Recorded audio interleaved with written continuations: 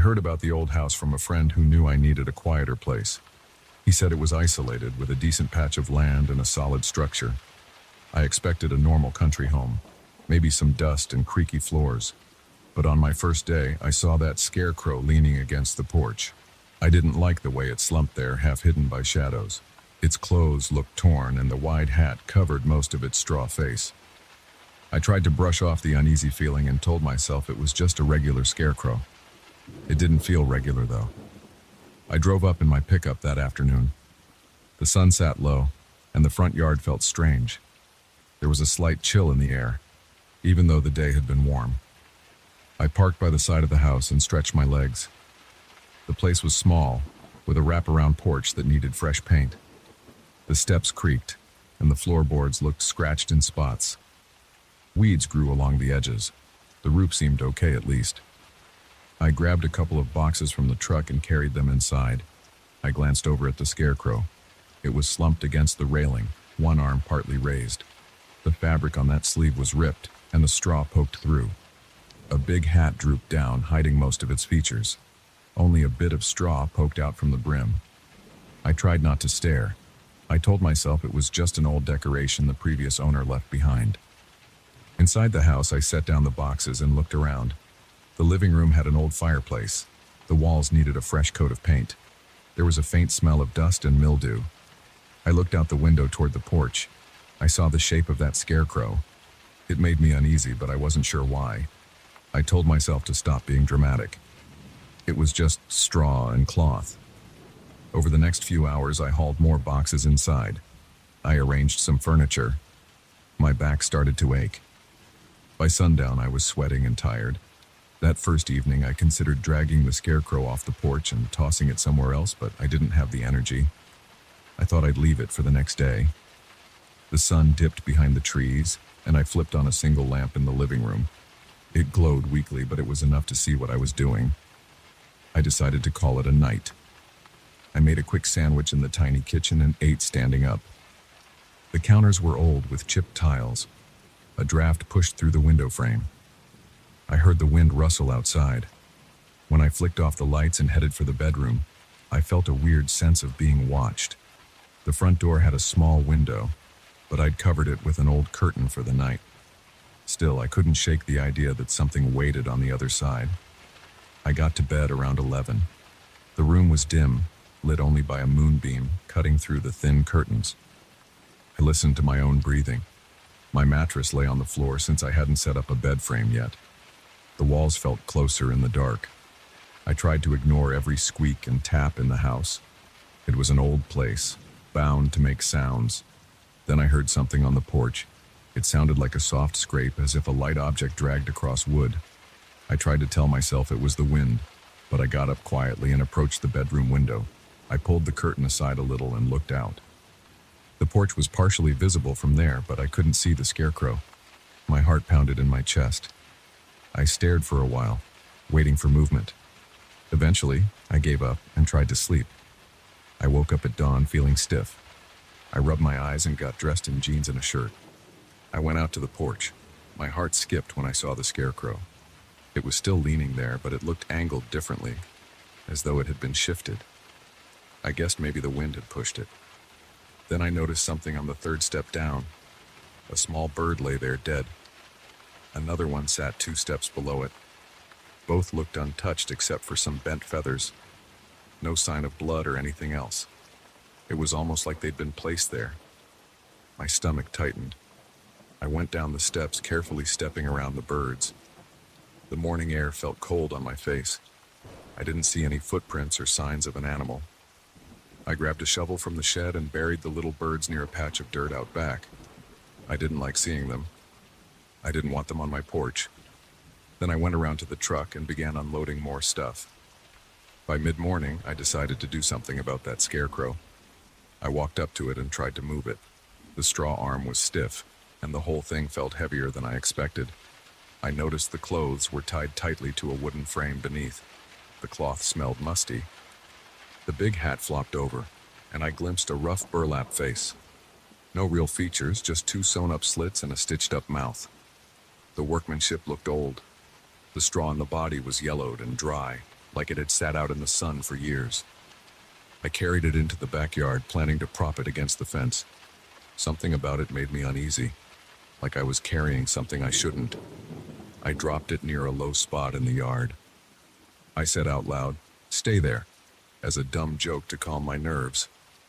Then I went back to the house. As I walked onto the porch, I noticed faint scratches on the floorboards. They formed half circles, like something had been dragged. It matched the pattern of the scarecrow's frame. That didn't make sense. I had never dragged it across the porch. I picked it up and moved it in my arms. So why those marks? I shook the feeling off and spent the rest of the day cleaning inside. I hammered a few loose floorboards. I wiped dust off the windows and set up my kitchen table. Time passed quickly. By evening, I realized the sun was going down again. The house felt quiet. I cooked myself a small meal of eggs and toast and ate in silence. I tried to distract myself by playing music on my phone, but my mind drifted to the scarecrow outside. I double-checked the back door and made sure it was locked. I peeked through the window. The yard was dim with just a bit of moonlight. I could see the dark outline of the scarecrow near the fence. I felt a chill down my arms. I turned away and headed to my bedroom. That night, sleep came slowly. About an hour in, I thought I heard a sound, a faint scraping like the night before. My throat felt tight. I was wide awake, staring at the ceiling. I decided I had to check. I left the bedroom and grabbed a flashlight from the table. My bare feet made the floor squeak. The living room was pitch black except for a distant glow from outside. I stood at the front door listening. Then I heard a dull thump. It came from the porch. I opened the door a crack and shone the flashlight. I expected to see an animal or maybe the wind rocking something against the railing. Instead, I saw the scarecrow slouched against the door, the wooden frame pressed against the porch boards. The arm with the torn sleeve was half raised, like it was pushing on the door. My heart pounded so hard I thought I'd pass out. I flashed the light on its face. The hat had slipped back a bit, revealing the burlap cloth. I swear it looked like the stitched mouth was parted, but maybe that was the angle of the fabric. I wanted to slam the door and lock it, but I forced myself to step outside. My breathing was shaky.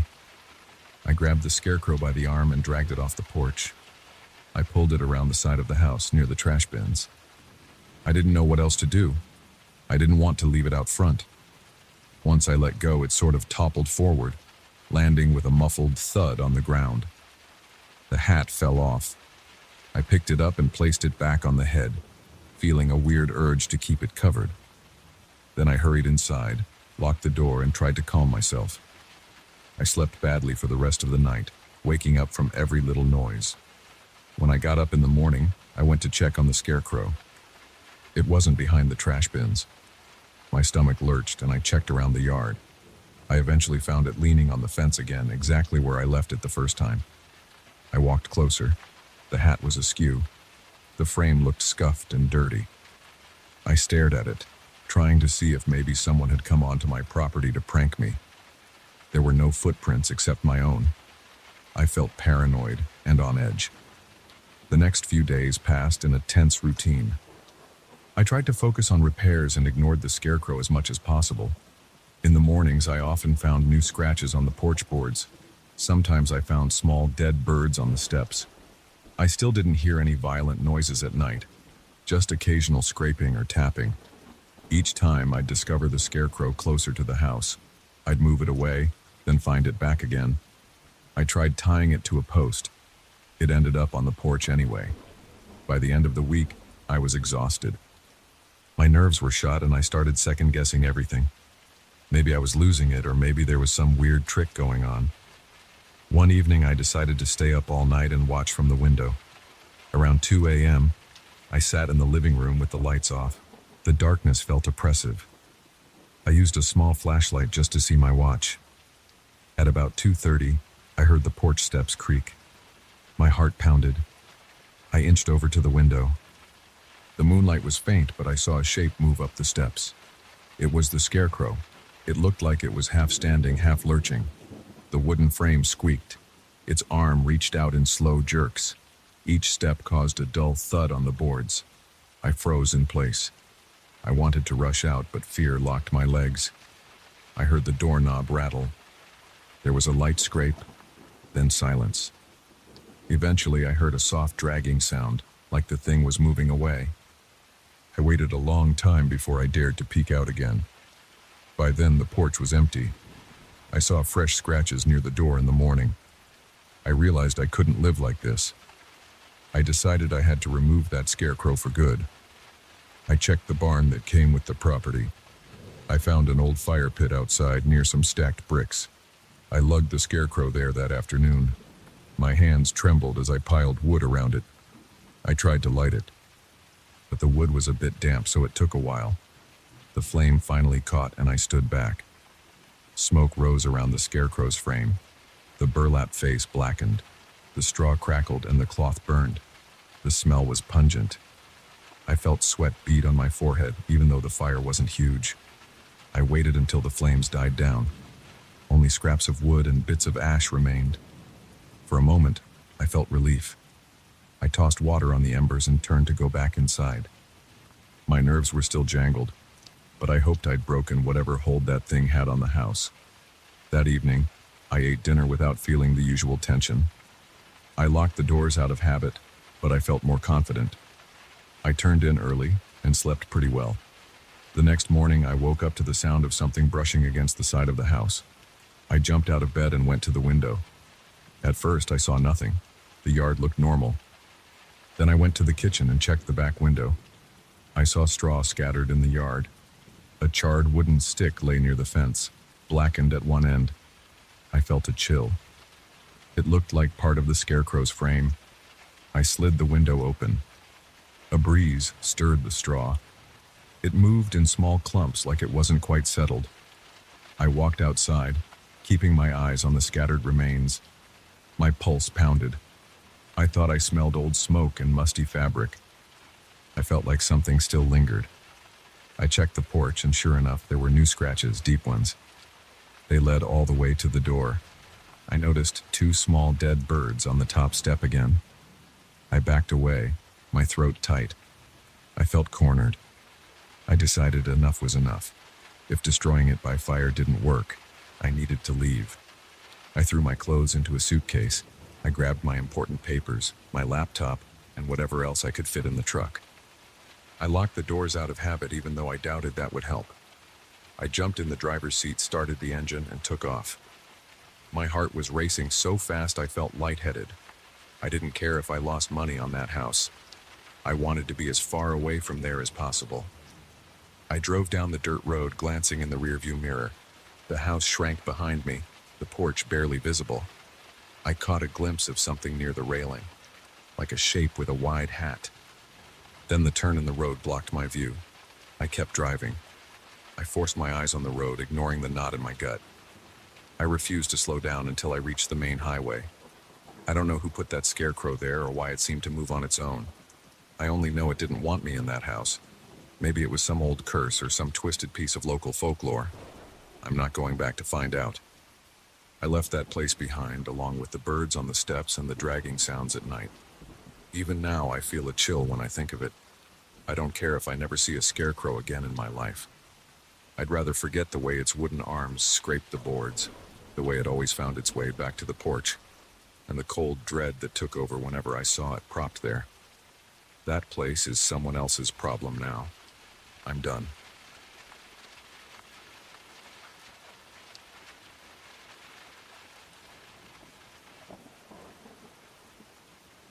I walked into the lobby with my clipboard in hand, ready to assess the place.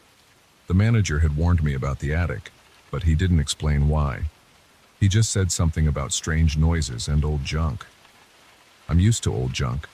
Most of my projects involve peeling paint, sagging floors, and leaky roofs. I didn't expect laughter. And I definitely didn't expect to see those masks. I climbed the stairs to the top floor. The railing felt shaky under my palm, and the air smelled like stale mothballs. There were patches of water damage on the walls, and the paint had bubbled in a few spots. Whenever I see that, I note it down. I need to check the insulation, maybe the gutters, find the cause of the leaks. Simple enough, I thought. I just had to get a clear idea of the structural problems so I could give the manager a detailed plan. At the end of the hallway, I found a narrow door marked storage. Behind it, a set of wooden steps led up to the attic. The steps creaked under my weight, each one a sharp groan that reminded me of an old rocking chair. The higher I went, the darker it got. I could feel the dust on my face. My eyes burned and I tried not to sneeze. The overhead bulb flickered, but it was enough to see the wooden rafters crossing above. When I reached the attic, I paused at the top step and scanned the space. It looked large, with low slanting ceilings. Stacks of boxes lined the walls, and old furniture was scattered around. A faint smell of rotted fabric and damp cardboard drifted in the air. My boots crunched on something that felt like dead insects, maybe old beetle shells or bits of plaster. There was a single window at the far end. It looked grimy, letting in a weak beam of light that fell across the floor. I took a few steps forward and heard a scraping sound in the corner. My heart sped up. I've dealt with rats before, but that didn't sound like a rat. It sounded bigger or maybe just heavier. I shone my flashlight toward the noise, but nothing moved. I exhaled and checked my watch. I wanted to get this over with quickly. I started my inspection. I looked at the rafters, checked for any obvious cracks, and examined the inside of the roof. The crossbeams seemed sturdy enough, but I spotted signs of mildew, so I made a note on my clipboard. Then I heard a laugh. It sounded like someone choking. It wasn't deep. It was high-pitched in a weird, scratchy way. It lasted for about 2 seconds, then stopped abruptly. I froze and listened. Nothing else. I waited a few more seconds. My flashlight pointed toward the far side of the attic. Then I heard another laugh. It came from somewhere to my left this time, behind a pile of stacked chairs. I wanted to call out, but I also felt uneasy. If there was a trespasser, I needed to handle it calmly. So I took one step at a time toward the chairs. My pulse felt strong in my ears. I reached the chairs and moved them aside, trying to avoid the big cobwebs. I found no one behind them. The dust in the air made it hard to see much. I stepped around an old table and aimed my flashlight at the next corner. The laughter started up again, this time from behind me. I spun around, and my flashlight beam wobbled across the floor and a stack of crates. I didn't see anyone. I told myself it must be the wind or some old pipe. Buildings can make strange noises, especially when they're as neglected as this one. So I decided to ignore it and keep checking the structure. I walked further toward the rear of the attic. The gloom thickened and the light from the lone window faded. I found a row of dusty shelves on the back wall. On those shelves, I saw something strange, a few old masks hanging by nails. There were 4 of them, each shaped like a face twisted into an exaggerated expression. One had bulging eyes and a gaping mouth, another had a crooked grin, the third had sunken cheeks and a frown, and the last one had wide, round eye holes that almost looked surprised. They looked handmade, like someone had molded them out of plaster or some kind of clay. The paint was chipped, and the edges were cracked. I stepped closer and felt a cold draft on my neck. My eyes watered from the dust, but I couldn't look away from the masks. Each one had tiny holes for the eyes and nose, and I swore I saw movement inside those holes. My flashlight was steady, but I could have sworn the shadows around the eyes twitched, like something living was inside. I exhaled and blinked a few times. I tapped one mask lightly with my flashlight. It swung a bit, then settled back. No movement, just dust. I told myself I was imagining things. I turned around to go back to the main area, and something tugged the bottom of my pant leg. It felt like a small hand or a claw. It wasn't a snag on a loose nail. It was an actual pull, a yank that made me stumble half a step. My throat tightened. I aimed my flashlight down at my legs, but there was nothing there, just the dusty floor and my own boots. I stood still for several seconds. My breath held, and listened. The attic was quiet. I felt sweat on my forehead. I decided to ignore it and pressed on with my inspection. But my hands were shaky now. I checked a few more rafters near the back, noted the signs of moisture damage, and stepped around some large boxes. Then I felt the tug again. This time it was weaker, like a playful tug. I jerked my leg away and spun around, shining my flashlight in a wide arc. I caught a glimpse of something near the wall. It flickered in the light, then disappeared behind a trunk. It looked like a faint outline of a shape, but I couldn't be sure. My heart was hammering. I felt a chill in my chest. I wanted to get out of there, but I also knew I needed to finish my work. I forced myself to walk over to that trunk.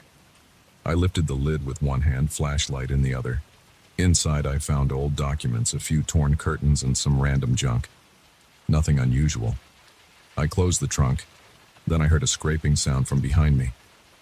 It was that same laugh, but now it was broken up, like 2 or 3 voices overlapping. It ended with a heavy breath, almost like a sigh. I called out, "Who's there?"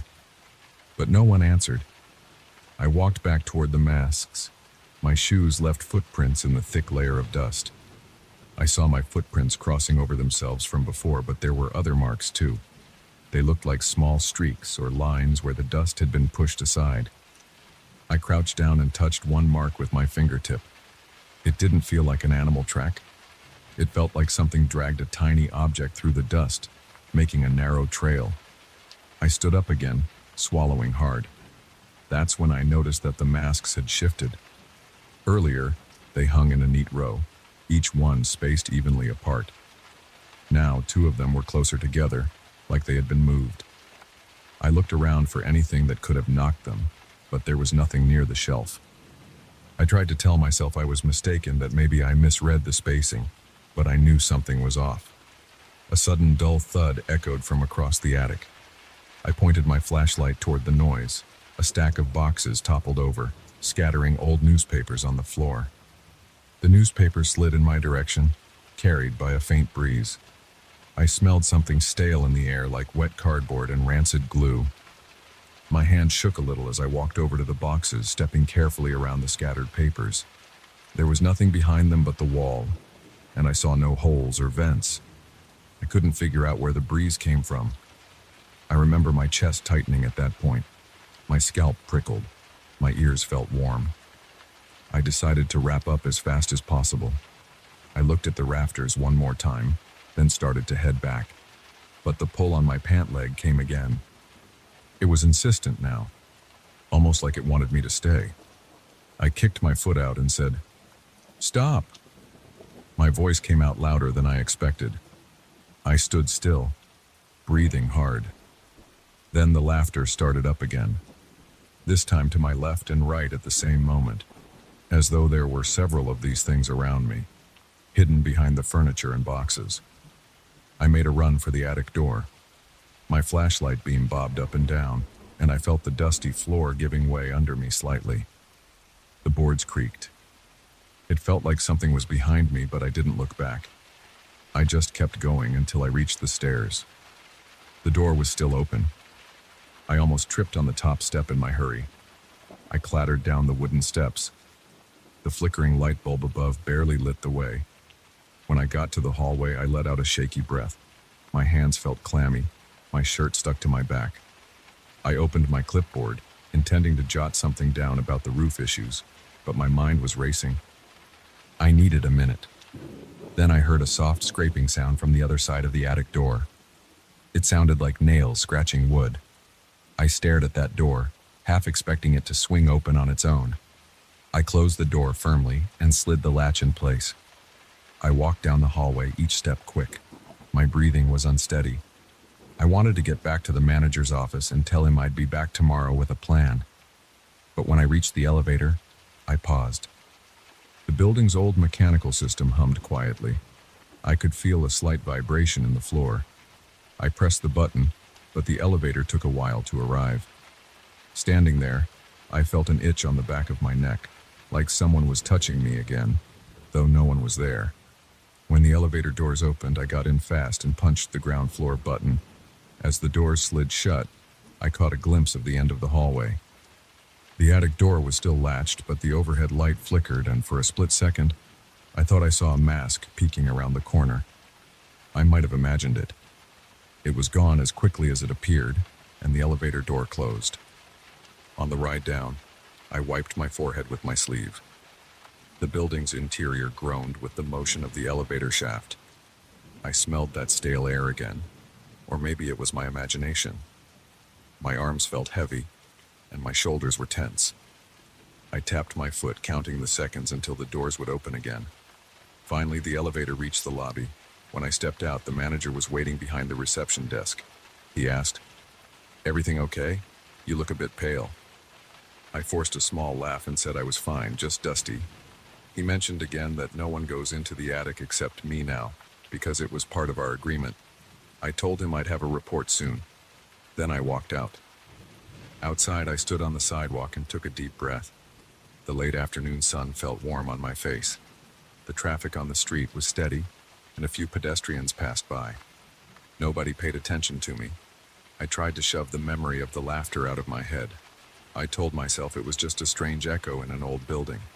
But I kept picturing those masks, especially the one with the gaping mouth. It gave me the impression that it was always watching. That night, I sat at my dining table with the building's blueprint spread out. I marked areas that needed reinforcement, took note of the places where moisture damage was worst, and wrote down the approximate costs for repairs. My pen felt slippery in my hand. I got up a few times to pour a glass of water, just trying to shake off that nervous feeling. Every time I closed my eyes, I saw the shapes in the attic or imagined that tug on my pants. I decided to visit the site again the next day, but only in the morning. I wanted more sunlight up there. The manager gave me an extra key so I could enter the building on my own schedule. I arrived at about 10 in the morning. The place was quieter than before, with only a couple of workers around removing debris from the lower floors. I nodded to them and headed upstairs again. This time, the hallway leading to the attic felt slightly less intimidating. But when I approached the attic door, I noticed the latch was undone. I'd locked it the day before.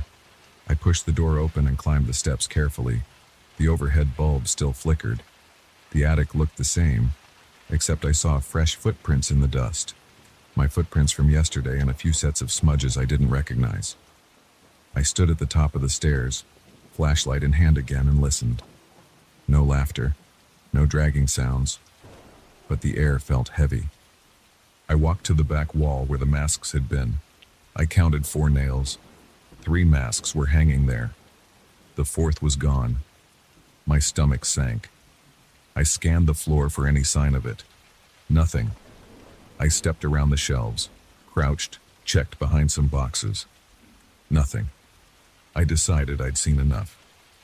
I walked back to the stairs, determined to finish my final notes on the structure from below. As I started down, the overhead bulb flickered again, and I thought I caught a glimpse of movement near the window. I paused for a second. The sunlight through the dirty glass highlighted the dust motes in the air. Then I heard a click, like a door latch snapping shut. I spun around and the attic door behind me was still open, but something up there felt different. I finished going down the steps. I left the attic door open, not caring if anyone complained. I heard one soft laugh behind me as I hurried back down the hallway, but I didn't stop to investigate. This time I didn't bother with the elevator. I jogged down the main staircase. My footsteps echoed in the stairwell, and each echo made me glance over my shoulder. Once I reached the lobby, I told the manager about the missing mask. He looked confused and said he'd never seen any masks up there. I told him I needed to finalize my plan from the ground floor, and he shrugged. I spent the rest of the day checking the lower levels, trying to keep my mind off the attic, but I knew I'd have to go back at some point. Something was up there. I didn't know if it was several people messing around or something else. I only knew it didn't want me disturbing its space. Later that evening, I gathered my notes in the manager's office. He asked me how soon I could start the actual renovation. I told him I needed a couple of days to finalize the attic's details. He nodded. I could see he was curious, but he didn't push. I stepped outside into the cool air and locked the main door behind me with the key he'd given me. When I looked up, I could see the row of attic windows. One of them was the dusty one I'd peered through earlier.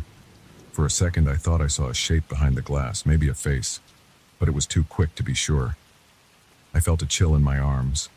I stood on the sidewalk again, just like the day before. Cars passed by, honking, and a group of office workers walked past, chatting about something trivial. I stuffed the key in my jacket pocket and headed to my car. As I opened the door, I felt that same sense of unease, like something was behind me, watching me. I glanced over my shoulder. Nothing, but I caught a reflection in the car window. My own face, pale and tense. I got in, started the engine, and told myself I'd handle the attic carefully. I decided I might bring someone else next time, maybe one of the work crew. I needed to keep it professional. I couldn't run away from a job because of strange noises and odd masks. But the thought of going back up there made my stomach knot. I drove away, trying not to look in the rearview mirror too often. I planned to spend the evening reviewing my notes, triple-checking the blueprint. But I knew I couldn't ignore the attic. There was more going on up there than just old junk. And the missing mask bothered me. Something had taken it. Something that tugged on my pants, laughed in raspy voices, and left streaks in the dust. I gripped the steering wheel tighter and told myself I'd figure it out. I had no choice.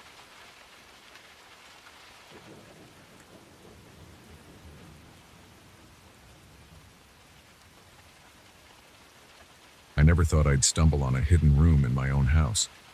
I had bought this place 2 years ago. It was old, and parts of it felt neglected. The roof leaked sometimes, and the basement walls showed signs of water damage. Nothing too serious, but enough to make me realize I needed to invest in a decent renovation. My plan was simple: tear down a few walls, update the wiring, and get rid of some moldy insulation. I hired a contractor, and we started the work. On the second week, I decided to handle the basement myself. That's where everything changed. I was removing some loose tiles near the old utility closet. There was a gap in the wall about the size of my hand. At first, I thought it was just poor construction. Then I noticed something behind it, a hollow space. I grabbed a flashlight and pointed it through the gap. I saw red bricks in the distance, forming a narrow corridor.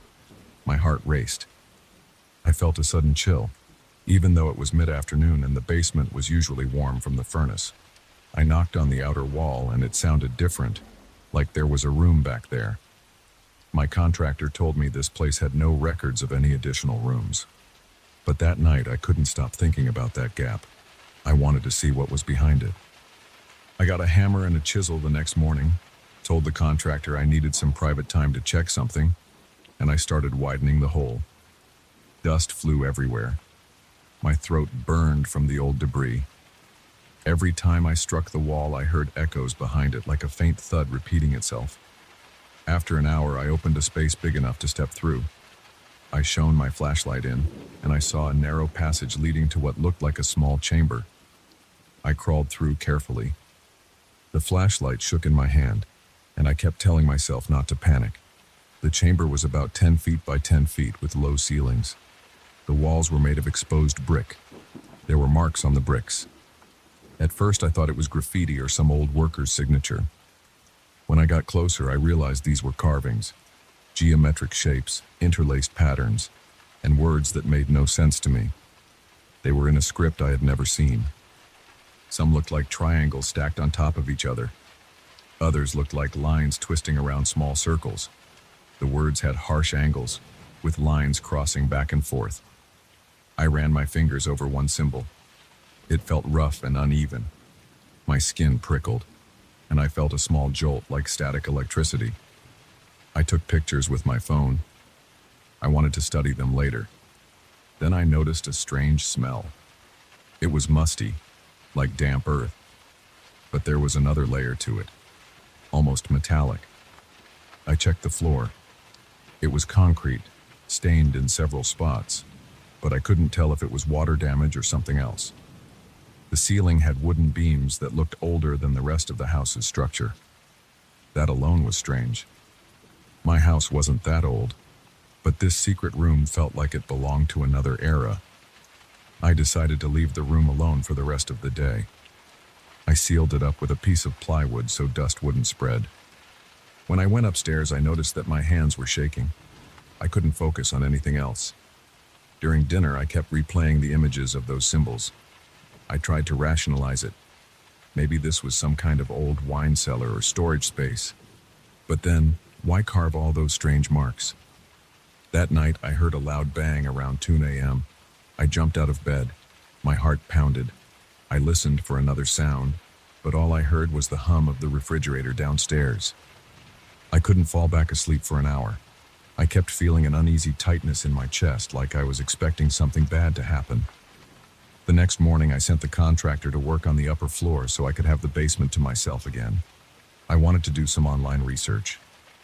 I sat on a folding chair near the hidden room entrance with my laptop on my knees.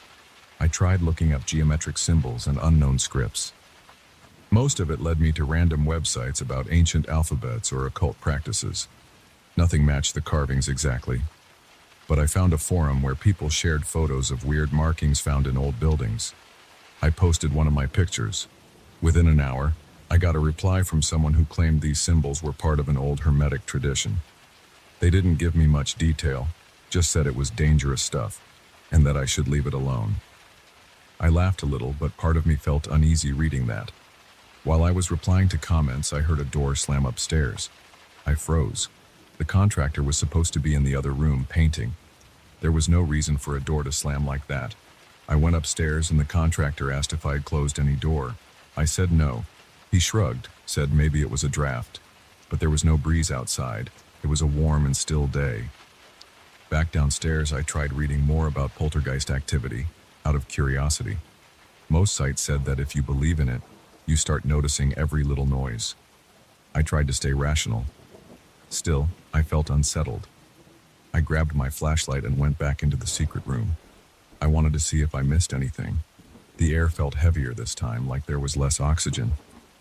I saw the carvings again, and I swear they looked slightly different. One of the symbols seemed deeper, like someone had carved it more since yesterday. I touched it and it felt fresh, like the edges were sharper than before. My stomach tightened. I backed away and nearly tripped over some loose brick on the floor. I went upstairs and decided to take a break.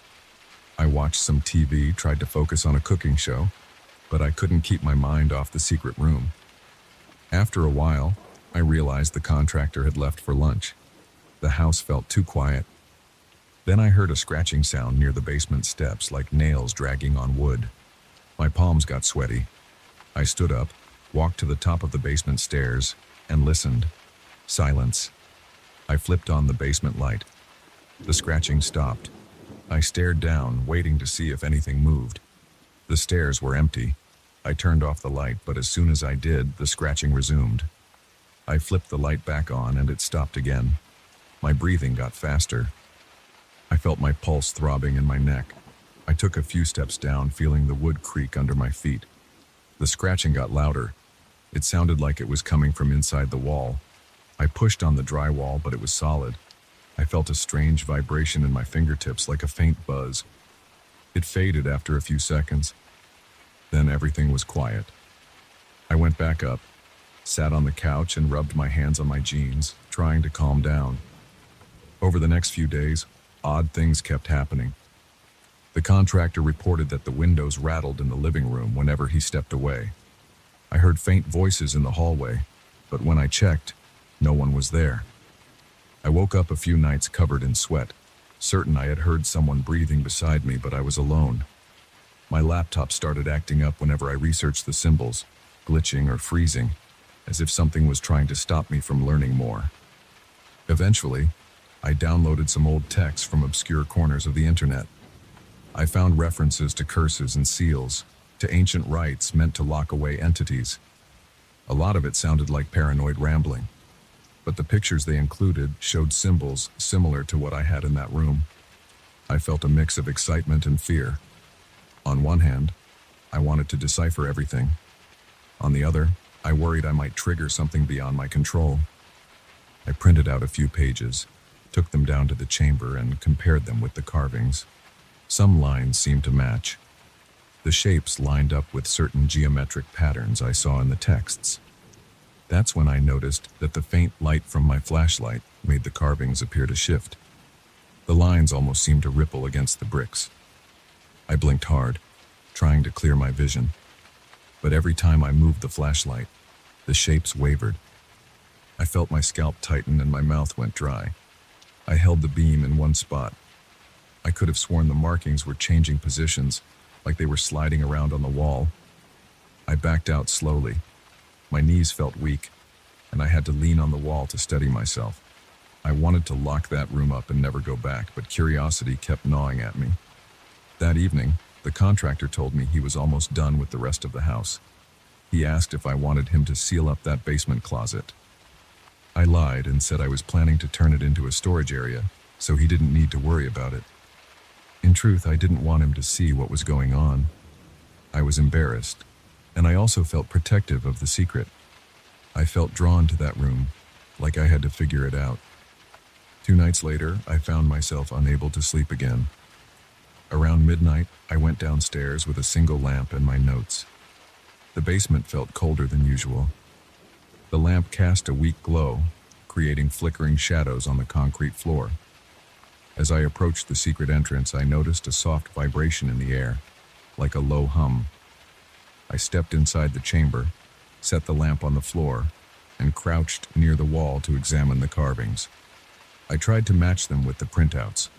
When I traced my finger along one line, I felt a slight movement in the brick itself. I jerked my hand back. My heartbeat pounded in my ears. The humming grew louder. I turned to leave, but something caught my eye. One of the symbols glowed faintly. It was a dull red like a dying ember. I leaned in, my hand shaking. I wanted to confirm I wasn't imagining it. It pulsed just once, then it faded. I ran out of the room, nearly knocking over the lamp. My chest heaved when I reached the top of the stairs. My arms were tingling. My mind raced with questions. I tried to calm myself by gripping the edge of the kitchen counter. I told myself I was tired, that my eyes were playing tricks on me. I forced myself to drink some water and breathe slowly. But I couldn't convince myself nothing was happening. I knew it was real. The next day, I woke up feeling drained. My head throbbed. I considered calling someone to check out the room, maybe a local historian or an architect, but I had a strong sense of caution. If these carvings were part of some old practice meant to keep something sealed, maybe I shouldn't bring in outsiders. I decided to keep researching on my own. As I got deeper into those texts, I found repeated warnings. People wrote about symbols that acted as locks, about places where energy gathered and manifested. They said that once you disturb these places, the seal weakens. The descriptions matched the kind of activity I was experiencing: doors slamming, objects moving, voices that weren't there. My stomach twisted when I realized I might be slowly weakening whatever barrier was in that chamber. I tried to rationalize again.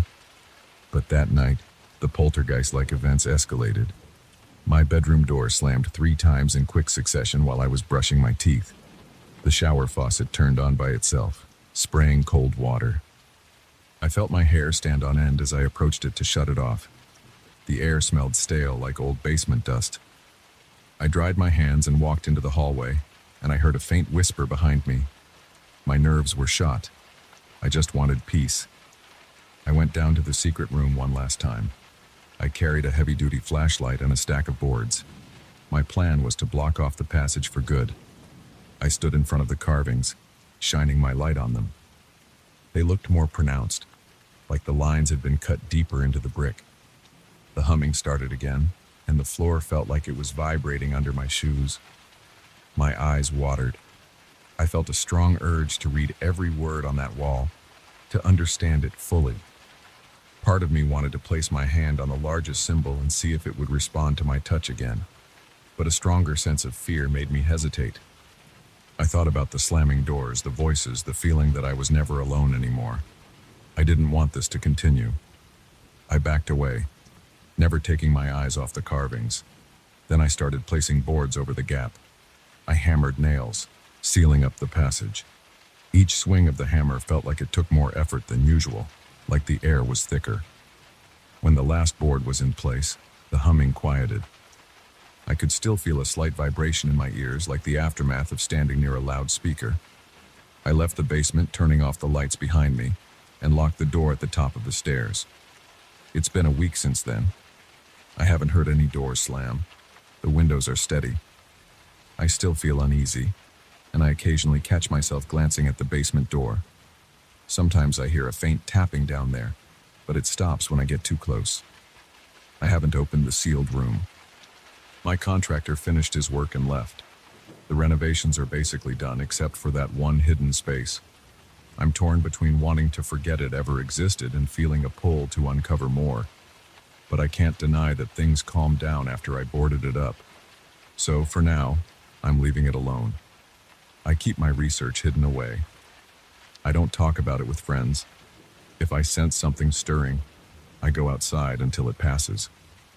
The house feels like mine again, mostly.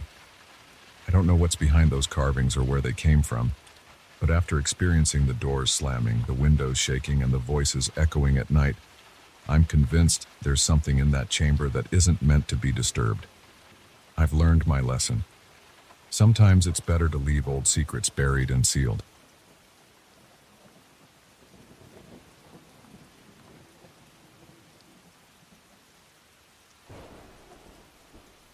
I wasn't expecting anything strange when I unlocked my door after 2 weeks out of town.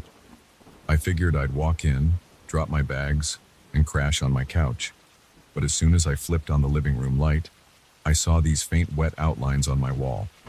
They looked like someone had pressed a body against the paint. I stood there staring because it didn't make any sense. It wasn't a spill, and it wasn't water from a leak.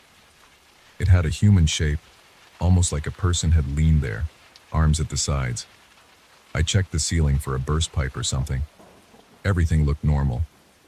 The outline was just there, a little darker than the rest of the wall, and kind of glossy when I moved closer. I put my bags down and touched it with my fingertips.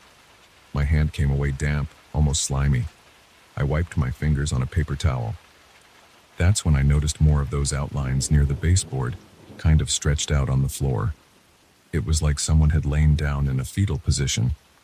It spooked me, but I tried to convince myself it was just some weird condensation, or maybe a prank by the neighbor with a sense of humor. It felt wrong, though. The shapes were too precise. I pulled out some cleaning wipes and tried to scrub one of the spots on the floor. The moisture smeared around, but didn't completely go away. I pressed harder and eventually it seemed to fade a bit. I spent the next half hour going around my living room, wiping down each shape I could find. They weren't all the same size or pose. One looked like it had bent knees. Another looked like it had an arm stretched up, almost as if waving.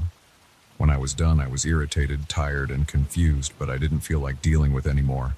I just wanted to take a shower and forget about it. That night, I lay in bed scrolling through my phone, trying to distract myself. I thought about calling a friend or my landlord, but I didn't have the energy. Instead, I told myself I'd call an inspector in the morning. I turned off the lights, closed my eyes, and tried to fall asleep.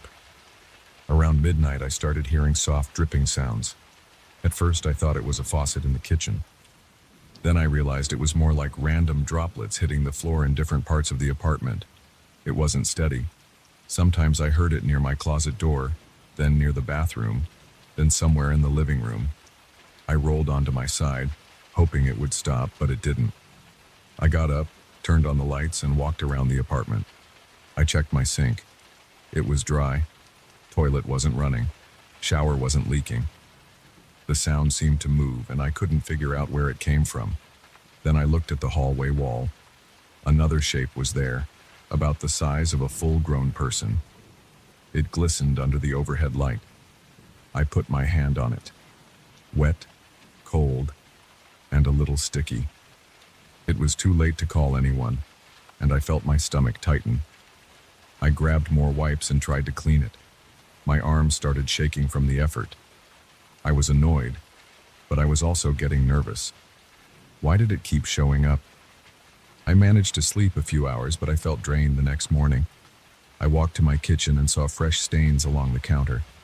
They looked like handprints, maybe 4 or 5, scattered around the edge where you'd place your palms if you were leaning forward. I checked my own hands, thinking I might have somehow caused that in the middle of the night. My hands were dry. The prints were larger than my hands.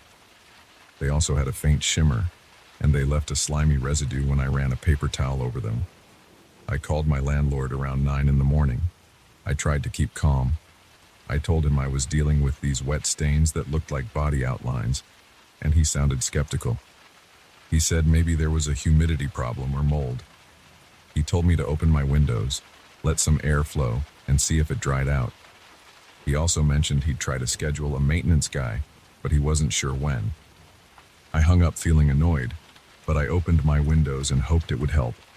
I spent the rest of the day poking around the apartment, looking for hidden leaks. I pulled my fridge away from the wall, checked behind the washing machine, opened the bathroom cabinet. Everything looked normal. No puddles, no cracked pipes. The only thing I found was more of those silhouettes.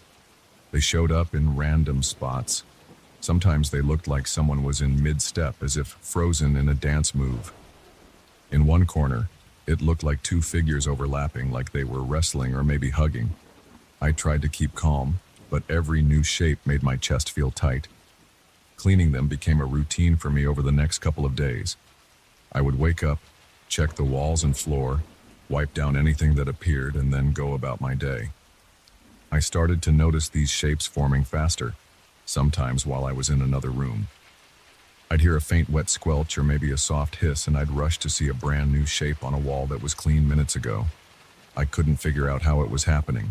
It was like something was moving through the apartment, leaving these outlines behind. 3 nights in, I was watching TV with all the lights on. I had this feeling of being watched, which made no sense because the apartment was empty. I heard a shuffle near my doorway, and I snapped my head around. For a split second, I saw a shape in the dark. It looked like a pale figure about my height with dark, shiny eyes. Then it was gone. I thought maybe I was hallucinating, but I checked the floor near the door and found a fresh, wet silhouette. It had the shape of someone standing with an arm raised, like they were about to knock on a door. My heart started pounding. I stood there, feeling my pulse throbbing in my temples, and I just stared at that outline. It felt like I was losing my mind. I grabbed my phone, ready to call the landlord again or maybe a friend, but I hesitated. What would I say? That I was seeing these wet ghosts? No one would believe me. I decided to keep it together for a bit longer. I wiped up the new shape and put a folded towel against the spot, hoping to dry it out more. I crawled into bed and tried to sleep with the lights on, but every time I closed my eyes, I thought I heard faint footsteps. My arms and legs felt tense. My scalp prickled. I lay there with my eyes wide open, waiting for something else to happen. A couple more days passed. Every time I wiped down a shape, a new one appeared somewhere else. They were getting larger. Some reached almost from floor to ceiling. Others were smaller, like a crouched person ready to leap. The positions reminded me of some kind of strange dance or maybe a series of fight moves. I tried to stay away from the apartment as much as possible. I went to work early. I stayed out late. But eventually, I had to come back. One evening, I was in the kitchen, washing dishes, when I felt something cold brush against my shoulder. I froze. The feeling was like a damp hand trying to grip me. I whipped around and saw nothing. But on the floor, right where I had been standing, there was a fresh outline that looked like a pair of hands, angled as if reaching up. My heart pounded so hard I felt it in my throat. I staggered back, grabbed the dish towel, and started wiping. The shape clung to the floor, and it took me a few minutes to get it to fade. That night, I tried to fall asleep with headphones on, hoping to block out any weird noises. I dozed off for maybe an hour. Then I jolted awake with a heavy pressure on my chest. It felt cold and sticky, like a wet blanket pressing down. I tried to sit up, but I felt something grip my forearms. I gasped. I couldn't see it clearly, but I sensed a shape leaning over me, and I felt warm breath on my cheek. My heart was racing, and I strained to lift my arms. Then the pressure lifted, and I scrambled to turn on the bedside lamp. My sheets had wet marks on them, shaped like two hands and a chest. My own chest felt damp, and I wiped at my t-shirt, which had a slimy residue. I was done pretending this was normal. I called a friend, told him I had a serious problem in my apartment, and asked if I could stay with him for a few nights. He said yes, but I still had a few hours before I could leave. So I tried to gather some essentials. I took a duffel bag out of my closet and started shoving clothes in. As I stuffed a pair of jeans inside, I heard this low, moist sound behind me. I looked over my shoulder and saw a wavering figure in the mirror. It was like a faint silhouette, almost translucent, with droplets rolling off its surface. Its face had no clear features, but I sensed it was smiling, or maybe sneering. My breath caught in my throat, and I felt a wave of nausea. I snapped my head around, but when I looked behind me, there was nothing. The mirror was smeared with water, though. 2 faint handprints were on the glass. I slammed the closet door shut, zipped the bag, and left the bedroom. The living room lights flickered. I looked at the wall near the sofa and saw 3 or 4 outlines forming at once. They were large, overlapping shapes, as if multiple figures were spinning around, arms and legs extended. The walls glistened. It made my stomach turn. I rushed out of the apartment. I spent that night at my friend's place. I told him I had some kind of water issue, and he gave me a funny look, but he didn't push for details. The next morning, I grabbed a guy from a local cleaning service. I paid him extra to come immediately. We went back to my apartment together. I told him I had weird stains that wouldn't go away. He was polite enough not to ask too many questions, but the moment he walked in, he saw the outlines on the walls, floors, and even on the ceiling in some spots. He tried cleaning solutions, steam cleaning, everything he had. The outlines faded a bit, but they started reappearing within minutes. He stared at them, confused, and then gave me a shrug. I paid him anyway and told him I appreciated his help. I called a different inspector recommended by the landlord. He spent an hour checking for leaks, mold, and anything else that could cause moisture. He told me there was no sign of any structural damage or water infiltration. He said everything was dry behind the walls. He had no explanation for the stains. He just shook his head and left. At that point, I was exhausted. I hadn't had a good night's sleep in days, and I felt like the apartment was suffocating me. Every time I sat down, I felt something watching. Every time I stood up, I heard that wet sound behind me. I saw shapes out of the corner of my eye. They were never solid enough to track, but I felt them. Sometimes I caught a glimpse of an arm or a torso. Occasionally, I heard what sounded like a ragged breath, and I felt cold spots on my skin. It kept getting worse. The silhouettes got more elaborate. Some had their arms raised, fingers splayed like they were reaching for me. Others looked like they were halfway through a step, as if dancing or striking a pose.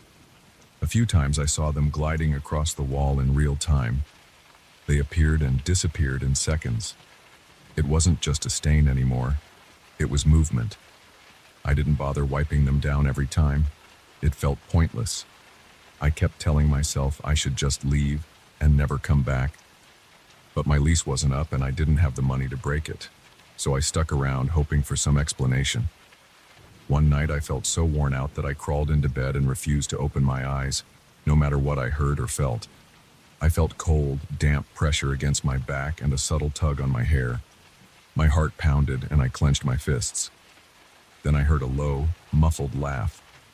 It was close to my ear, like someone was right beside me. I jumped out of bed and switched on the light. I saw nothing, but the sheets had large, wet impressions again. It looked like someone had been lying behind me, wrapping an arm around my waist. I realized I was dealing with something stuck between worlds. I didn't need a priest or an exorcist. I needed a way to force it out of my space. I couldn't think clearly, though. I had no clue how to handle something like this. All I could do was survive each day, wipe down whatever I could, and hope it would stop on its own. The next day I tried burning some strong-smelling incense I got from a local shop. I figured the smoke might do something. I walked around the apartment, letting the smoke fill the rooms. At first I thought I heard scraping sounds on the walls. Then, in the living room, I saw a group of outlines forming a half circle. They were bigger than before. Some were reaching forward, others bending low. I held the incense up, and my hand shook. There was a weird tension in the air, like static electricity. My ears rang and my skin prickled. I backed away and opened the windows, letting the smoke out. The silhouettes stayed. That night I called my friend again and told him the truth as plainly as I could. I said there was something in my apartment, something that left wet outlines and tried to touch me. He asked if I was sure I was okay. I said no. He offered to let me crash at his place until I figured things out. I'm packing up as much as I can right now. I'm looking around and I see them on every wall, some on the floor, a few on the ceiling. They shift positions every time I glance away. I'm not looking for help anymore. I just need to get out. My body feels tense, and my stomach is in knots. My heart beats so hard it hurts. I can't handle sleeping here another night.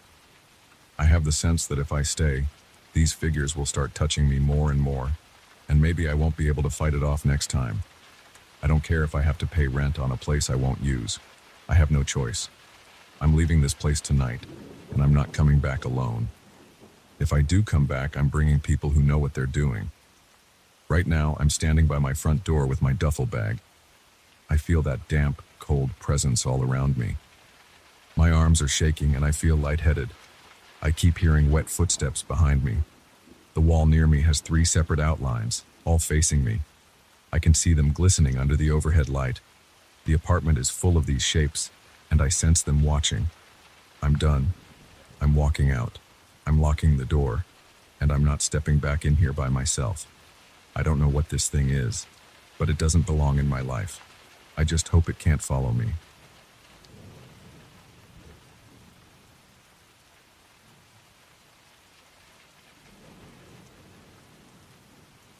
I walked onto that property for the first time on a windy afternoon. The sky was bright and the sun felt hot on my neck. A lawyer had called me 3 days earlier saying I'd inherited a remote place from a great uncle I barely remembered. When I pulled up to the long gravel driveway, I saw a cluster of stone statues around the front yard. Each statue looked like a person frozen mid-scream or mid-shudder. Their faces had deep grooves, as if someone had chiseled every line of tension into the stone. I remember feeling a tightness in my chest the moment I got out of my car. I glanced around hoping to see something normal, maybe a bird or a cat. I didn't see anything alive near the house. There was only the soft sound of leaves scraping against each other in the wind. I grabbed my suitcase from the trunk and looked at the statues more closely. They were life-sized and spaced a few feet apart. Their arms sometimes reached up, sometimes crossed over their torsos, and in some cases they pointed at nothing.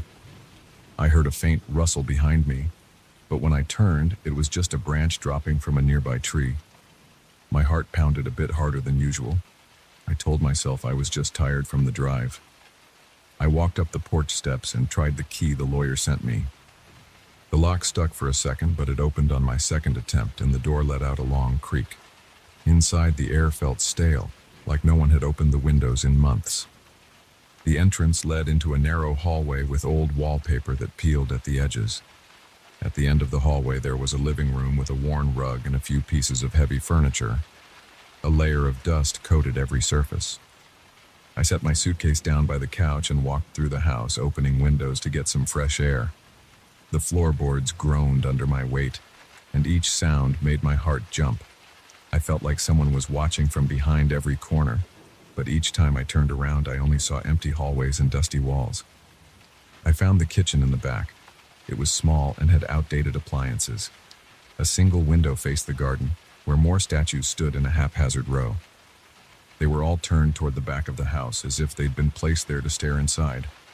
I couldn't see their expressions clearly from that angle, but I didn't like the idea of them looking at me while I cooked.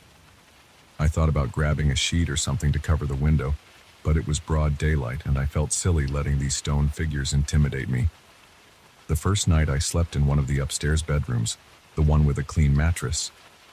I kept the door locked even though it felt unnecessary. The house was mine, but it still felt unfamiliar. The wind outside picked up and tree branches tapped against the windows. I couldn't sleep right away. My mind kept drifting to those statues. I wondered who had placed them there.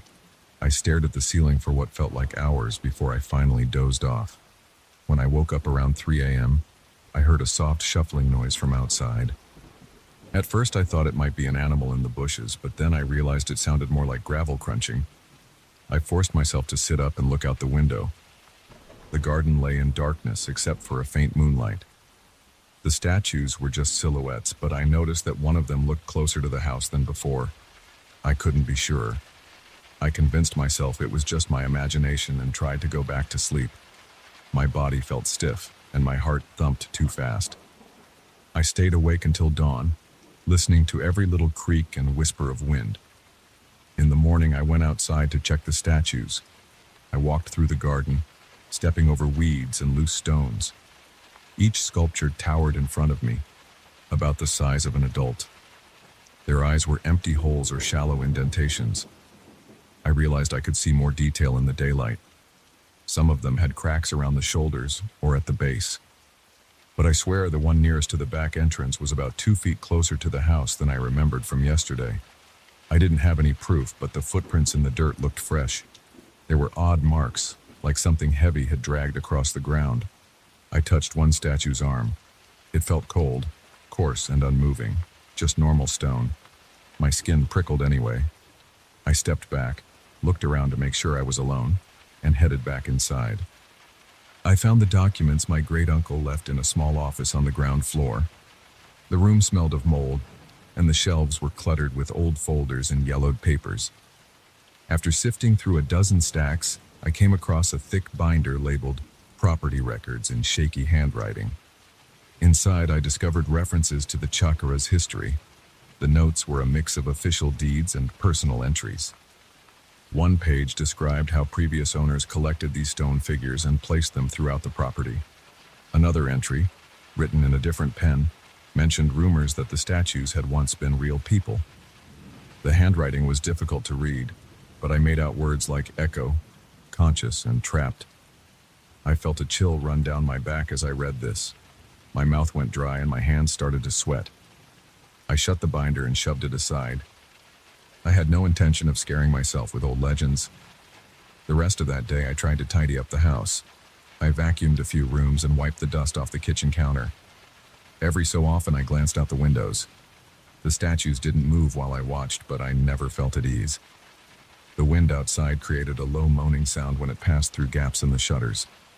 I jumped at every scrape of a branch or groan of a floorboard. That second night, I decided to stay up late in the living room. I turned on a lamp, set it on an end table, and positioned myself near a window that overlooked the front yard. I wanted to see if anything moved. Around midnight, the wind died down, and the air went unnaturally still. I heard a faint whisper, like someone breathing near my ear. I jerked my head around, but no one was there. My arms and legs tensed up, and the hair on the back of my neck stood on end. The lamp flickered once, then stayed on. Through the window, I caught a glimpse of a silhouette shifting in the garden. It was one of the statues, definitely in a different spot than it was during the day. It looked like it had turned toward the house, and its arms were lifted higher. I couldn't figure out how that happened. My rational mind said there had to be a trick here, some movement of shadows. But my gut told me something else. I felt lightheaded. My palms were slick with sweat. I wanted to go to bed, but I stayed put, breathing fast, refusing to blink for long periods. Sometime around 2 in the morning, I must have dozed off on the couch. When I opened my eyes, the lamp was off, and the moonlight shone into the room. My heartbeat pounded in my ears. I heard slow scraping along the front porch. I pulled myself up, my legs shaking, and looked out the window. 2 statues stood right at the edge of the porch, facing the front door. I pulled back, trying not to scream. My throat felt tight and I couldn't form words. I quietly moved away from the window and tried to think. The door was locked, but that didn't feel like much comfort. My mind raced. I grabbed a flashlight and crept upstairs to my bedroom. I locked myself in and sat against the door for the rest of the night. By morning, my back hurt and my eyes felt gritty from lack of sleep. I forced myself to go outside and check again. The statues were back out in the yard, arranged the way they'd been on my first day here. I circled the property, searching for footprints or drag marks. I found a few strange trails in the dirt and some scuffed patches of grass. It looked like something heavy had indeed moved. I looked at the statues' faces again, taking in each tortured expression. My stomach twisted, and I felt a wave of nausea. It made no sense, but the evidence was right there. These figures weren't staying put. I remembered the documents I had found, the ones mentioning echoes. I went back to the office. I wanted more details, but I felt a knot in my throat as I read through the pages. One note mentioned that the reflections of people who spent too much time on the property could get absorbed. It warned that if a person saw their own reflection near a statue at exactly the wrong time, they might vanish. I slammed the binder shut when I read that. My chest tightened and sweat trickled down my temples. I kept telling myself it was some old absurd legend. Over the next few days, I started noticing more unsettling things. Sometimes when I walked by a mirror or a window, I caught a glimpse of movement behind me. Other times I heard faint muttering late at night, like multiple voices speaking in low, urgent tones. I never understood any words. The fear in my stomach felt like a constant knot. I paced around the house, double-checking locks and peering out windows. The statues seemed to come closer every night, then return to their original positions by sunrise. One evening, while pacing in the hallway, I knocked over a dusty mirror. It cracked on one side but didn't shatter completely. I caught a brief glimpse of my own reflection. It looked pale, exhausted, and wide-eyed. I felt my heart skip a beat when I thought I saw another shape behind me. I turned around quickly. Nothing was there, but the hair on my arms stood up. I dragged that mirror into the office and covered it with an old sheet. I didn't want to risk seeing anything else. A few nights after that, I woke to a scraping sound against the window next to my bed. My body tensed. I reached for a flashlight on the nightstand and slowly got up. My hand shook as I pulled back the curtain an inch. A statue's face was pressed close to the glass, as if it was peering in. Its stone eyes looked hollow, but the mouth seemed to open wider than before. I let the curtain drop and stumbled back. My heart pounded so hard that I thought it might burst. I stood there breathing fast. I didn't know what to do. If I walked outside, I'd face these statues up close, but staying inside didn't feel any safer. I rushed downstairs and grabbed the binder again. I found a paragraph that described a ritual used by a previous owner. It talked about placing large sheets around the statues to block their line of sight. The text claimed that if the statues lost any visual link to a person, they stopped moving for a while. It wasn't a permanent solution, but it might buy time. That was all I needed. I found old tarps in the shed behind the house, along with rope and some stakes. Around noon the next day, I walked into the garden, stepping carefully between statues and draped tarps over the ones closest to the house. Their outlines were still visible, but I couldn't see those anguished faces or twisted postures. I tied the tarps down as best I could, ignoring the queasy feeling in my stomach. The air felt heavy and warm. Sweat dripped down my forehead, and I wiped it away with a rag. I stayed out there for almost an hour, covering as many statues as I could. I half expected them to move right in front of me, but they stayed still. That night I slept lightly. Every little noise set me on edge. I heard shifting somewhere outside, a kind of low drag across the porch. I gripped my bedsheet in my fists, heart hammering, and waited for the next sound. Minutes passed, and I heard nothing else. I allowed myself a small sigh of relief. The tarps had probably stopped them. I drifted off, but my dreams were filled with images of stone hands grabbing at me. In the early morning, I found that the tarps were mostly torn off. Pieces of fabric lay scattered across the lawn. The statues stood exactly where I'd left them, but now they were uncovered. Their faces were the same as before, though I sensed a slight change in their posture. One figure near the porch looked like it was leaning forward more than it had been. I swallowed hard and took a step back. I dropped the scraps of tarp and hurried inside. I knew I couldn't live like this. I needed a better plan. I moved through the house, packing my car with the few belongings I had. I decided to grab any important records and lock up the place. But when I went to the office, I saw something strange on the floor. The mirror I'd covered with a sheet had slid halfway out. The sheet was bunched up, and I could see my own face in the cracked glass. My reflection flickered in the uneven surface, and for a split second, I noticed a faint distortion, like a statue's face superimposed over mine. I gasped and stumbled backward. I slammed the office door shut. I left the house without looking back. As I approached my car, I felt dozens of eyes on me. I glanced once toward the garden and saw the statues lined up, turned in my direction. My hands shook as I opened the car door. My breathing was fast. I felt an urge to look at myself in the rearview mirror, but I stopped. I adjusted the mirror downward so I wouldn't see my face at all. Then I started the engine and drove away. I plan to come back with professionals. Maybe a team that specializes in weird artifacts or something like that. I'm not sure what they'll find or what they'll do, but for now, I refuse to stay. As I drove off that day, I couldn't shake the idea that those statues stored conscious echoes of real people. The documents hinted at it, the movement suggested it, and I felt it in my gut. I don't want to become the next figure in that stone garden. I won't let my reflection vanish inside those cold eyes. So this is where I am. I haven't returned yet. The property is still mine, but I don't know how long I can keep it without losing my mind. Every night, I lie awake in my city apartment, wondering if the statues are creeping across the yard in my absence, waiting for me to come back.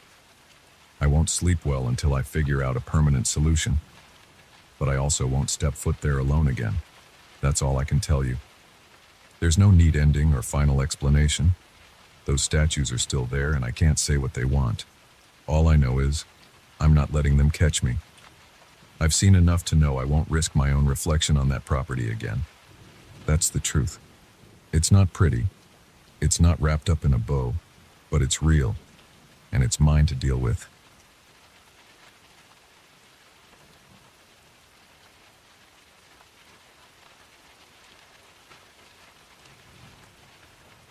I first spotted that old train station on a rainy night. The place sat on the outskirts of town, near a stretch of abandoned industrial warehouses. The parking lot was cracked, and weeds grew through every gap in the concrete. Faded signs pointed in different directions, but I only noticed the tall structure of the station looming in the distance. I wasn't sure why I felt pulled to it, but I parked my car and walked across the broken asphalt anyway. The wind whipped around, carrying a stale smell of metal and damp earth. I saw no lights, no movement, nothing that hinted at any active use of the station. I expected it to be completely empty. Turns out I was wrong. I'm not usually the type of person who investigates strange places at night, but I couldn't help myself. The front door to the main building was halfway open, creaking on its old hinges. I stepped inside and saw a dim corridor lined with shattered tiles and a few broken benches. The walls were covered in peeling paint and graffiti. My footsteps echoed, and the sound gave me a weird chill. I remember thinking the place felt like it had been frozen in time. No sign of workers, travelers, or security. Just me, standing there in the dark, listening to my own breathing. I walked down the hallway and saw the old ticket counters in the distance. There were bits of paper and trash everywhere. The overhead lights were either dead or flickering. I heard dripping water somewhere close. I kept going until I reached a wide waiting area that once held rows of seats. Now, most were torn apart or missing. My heart thumped harder when I noticed a single door leading to the back of the station near the tracks. It was a thick metal door with scratched paint. I pushed it open, and it let out a metallic squeal.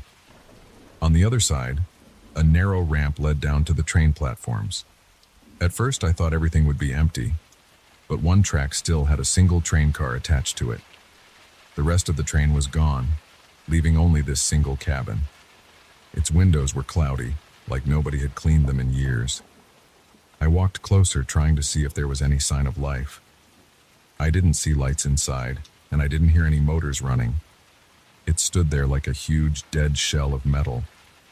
I've always been curious about old trains. I grew up seeing them in pictures, but I never had a chance to explore one up close.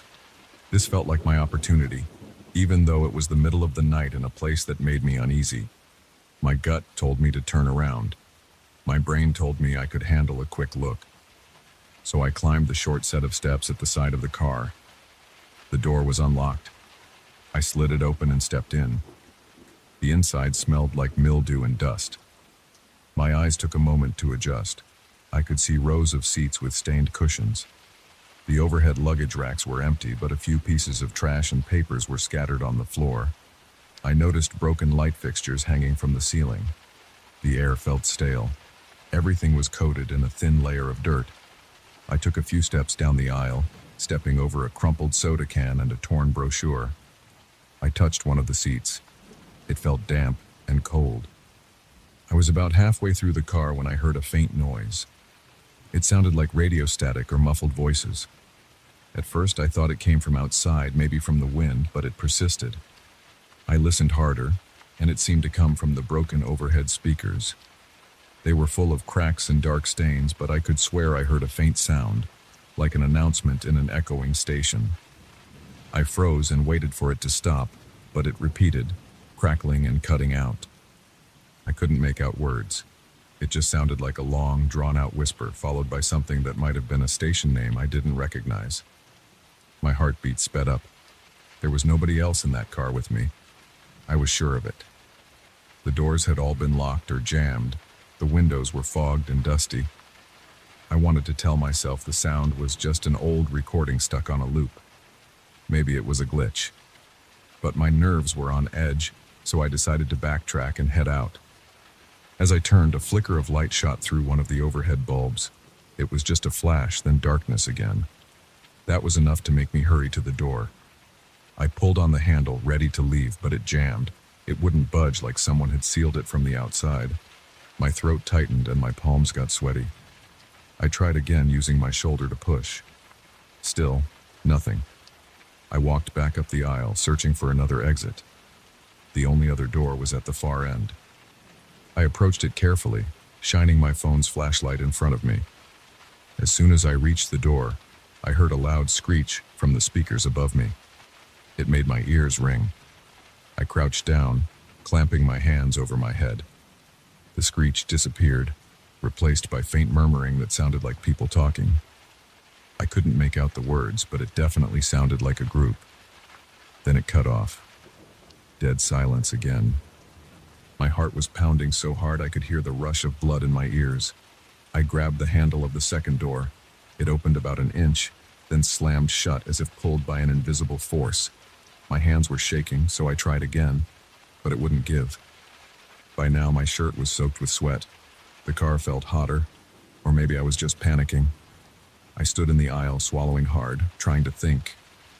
The windows looked fragile, so I moved to one of them, intending to slide it open or break it if needed. I grabbed the latch, but it was rusted in place.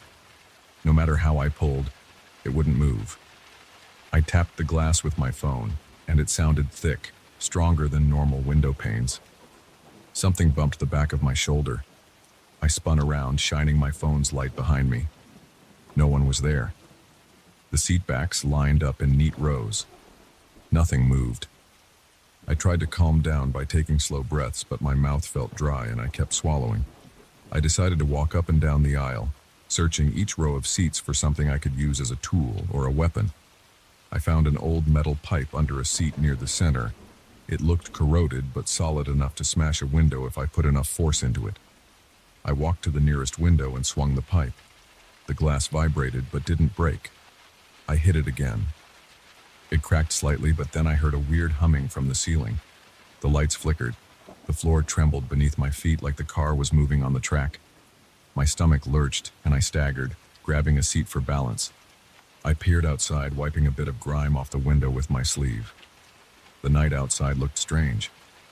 The lights from the station had shifted in position, as if we were pulling out of the platform. But that was impossible. The station was abandoned, and this car was alone. The vibrations intensified. The screeching overhead resumed. Then I heard a distorted voice. It said something like, "Next station," followed by static. I couldn't tell what station name it announced. My hands shook around the pipe, and I felt a wave of nausea. The entire train car lurched forward, and I stumbled into the wall. My phone dropped from my hand, clattering to the floor. When I picked it up, I noticed the time hadn't changed from when I first entered the station. The screen still read the same minute and hour, which sent a fresh jolt of fear through my chest. I looked around for an emergency exit or a lever to stop whatever was happening. I saw an old emergency brake handle near the door at the back of the car. I moved toward it, but the overhead lights flashed and a shadow crossed the aisle. It happened so fast that I only caught a glimpse of a shape. It looked like a person. My breath caught in my throat. I stepped toward the aisle, shining my phone's flashlight into the seats. There was nothing there, but I was sure I'd seen something move. I kept going toward the handle. My steps were shaky, and the rocking of the car made it hard to walk straight. I grabbed the handle and yanked down. It didn't move. I pulled harder, but it felt locked in place. Frustration built in my chest, and I tried once more with all my strength, but it wouldn't budge. Suddenly, the overhead lights blinked, and the corridor filled with a loud thumping noise. It sounded like heavy footsteps running through the aisle, but I couldn't see anyone. I turned in circles, pointing my phone in every direction. Nothing showed up in the beam of light, yet I felt the weight of each footstep vibrating through the floor. I started shouting, demanding to know who was there. Nobody answered. The thumping got louder, then stopped abruptly. My own breaths felt ragged and shallow. I forced myself to move forward, searching for another exit or maybe a hatch in the floor. The seats were all bolted down, but I spotted a narrow door near the corner, possibly leading to some electrical panel. I tried it, but it was locked. I banged the pipe against it and the door dented slightly, but it didn't break open. My senses felt overloaded. The entire car swayed and the windows rattled. The overhead speakers crackled again, announcing stations with muffled voices I couldn't understand. I could feel my pulse in my throat. My temples ached. A strong smell of burning wires seeped in, and I saw smoke drifting from one of the broken light fixtures. I coughed, waving my hand in front of my face to clear the air. My eyes watered, but I refused to stop. I had to keep looking for a way out. I reached the front of the car, near the operator's booth. The door to the booth was closed. I twisted the knob, and to my relief, it opened. Inside, I found a small panel with various dials and switches. The windshield at the front was so dirty I could barely see outside. I wiped a spot with my sleeve and saw darkness rushing by. It felt like the train was speeding through a tunnel. My head spun. I knew we couldn't be in a tunnel. The station was near open fields, but the view through the window showed walls on each side as if we were underground. I ran my fingers across the controls. Most were rusted. A couple of switches moved when I touched them, but nothing happened. There was a small lever labeled power, so I tried pushing it down. The train's lights flickered and the static from the speakers grew louder. I moved it back up and the flickering stopped. My heart was pounding against my ribcage. My stomach felt hollow. I wanted to find a brake or something similar. I only saw an unlabeled red switch near the bottom of the panel. I flipped it, and a loud hiss came from under the floor. The car jolted, and for a second, I thought it might come to a stop. Then it lurched again, throwing me against the operator's chair. I crawled back out into the aisle. My knees felt weak, and I used one of the seat backs to pull myself up. The overhead lights had dimmed, giving everything a dirty yellow glow. Shadows seemed to flicker at the edges of my vision. I kept hearing those muffled voices through the speakers. I held the pipe tightly, moving toward the rear of the car again. My goal was to try the emergency door once more. Maybe it had unlocked. As I inched down the aisle, I noticed movement in the seats. I raised my phone's light. A figure sat there, facing away from me. It wore dark clothing, but I couldn't see the face. My throat went dry, and I almost dropped the pipe. I called out, but the figure didn't respond. I stepped closer, sweat rolling down my back. I tried to see if it was an actual person or a shadow. My phone's light illuminated part of the seat, but the figure was gone. The seat was empty. It felt like my mind was playing tricks on me, but I was sure I had seen something there. I hurried to the rear door. I put my hand on the handle. It turned, and the door opened. My chest flooded with relief. I stepped through and found myself in a small space that connected to the next car, but there was no next car. Outside, I saw absolute darkness. No track, no platform, no lights. Just a void. The wind whipped through, cold and sharp. The train was definitely moving. I shut the door, not wanting to fall into that emptiness. When I turned around to go back into the car, the door behind me slammed shut and locked from the inside. I rattled the handle, cursing under my breath, but it wouldn't open again. I felt stuck in that small space with the wind howling through the crack at the edge of the door leading outside. My heart pounded, and my mouth tasted bitter. I had to make a decision. Either stand there, waiting for something else to happen, or move back in. Suddenly, the lights inside the car blinked off. I was left with the glow from my phone. I could barely see past the window in the door. The overhead speakers crackled again, and I heard another announcement. It sounded like a final stop. My gut twisted, and my breathing sped up. If this was the final stop, I wanted off. I just needed to find a safe way out without jumping into the darkness. I banged on the door, demanding that it open. I used the metal pipe to pry at the edges. Finally, the latch clicked, and I managed to push it open. I stumbled back into the main car. The seats were now illuminated by a faint green glow from the emergency lights that had switched on. I noticed something odd. The seats were no longer covered in dust. They looked cleaner, as if the train had been in use. My head spun. I walked down the aisle again, checking each row. No shadows, no figures. Then the car lurched one final time and became still. Everything stopped. The vibration, the flickering lights, even the static overhead. I went to the door I originally tried to leave through. I pulled it, and this time it swung open without resistance. I stepped outside onto a platform that looked partially collapsed. The air felt cold. My hands were trembling. I heard a faint screech as the train door slid shut behind me. When I turned back, the car looked battered and old again, just like when I first found it. No glow from inside, no sign of motion. It was just sitting there on the track. I glanced around. The station looked abandoned and silent. My phone screen had updated to the correct time again, hours later than when I first entered. I felt unsteady on my feet, but I managed to walk away from the train car. I glanced behind me a few times, expecting it to move or vanish, but it stayed right there, looking dead and empty. I climbed the ramp back into the main station. When I reached the exterior door, I was surprised it wasn't jammed. It opened easily. Outside, the rain had stopped. The lot was just as broken and dark as when I first got there, but at least I felt safer. I rushed to my car, started the engine, and left. My hands were still shaking as I drove onto the empty road. I kept looking in the rear-view mirror, worried I might see headlights from a phantom train behind me. But there was nothing except darkness and wet pavement. Once I got home, I sat in my car for a long time, trying to steady my breathing. I didn't sleep at all that night. I still have no explanation. The station remains there, locked in its ruin, and that train car is probably still on that track. Sometimes I wonder if it was all in my head, but I felt every bump, heard every echo, and saw every flicker. I've told a few people about it, but they shrug it off. I haven't gone back. I have no desire to see if that train would take me somewhere else again. I'm done with that place. I have enough nightmares.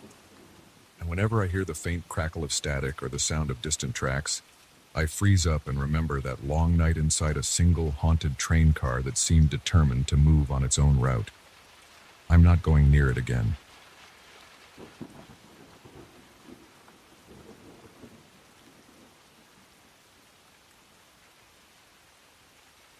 I walked into that old office on a Monday morning. The real estate company I work for wanted the place cleaned and ready for some inspection.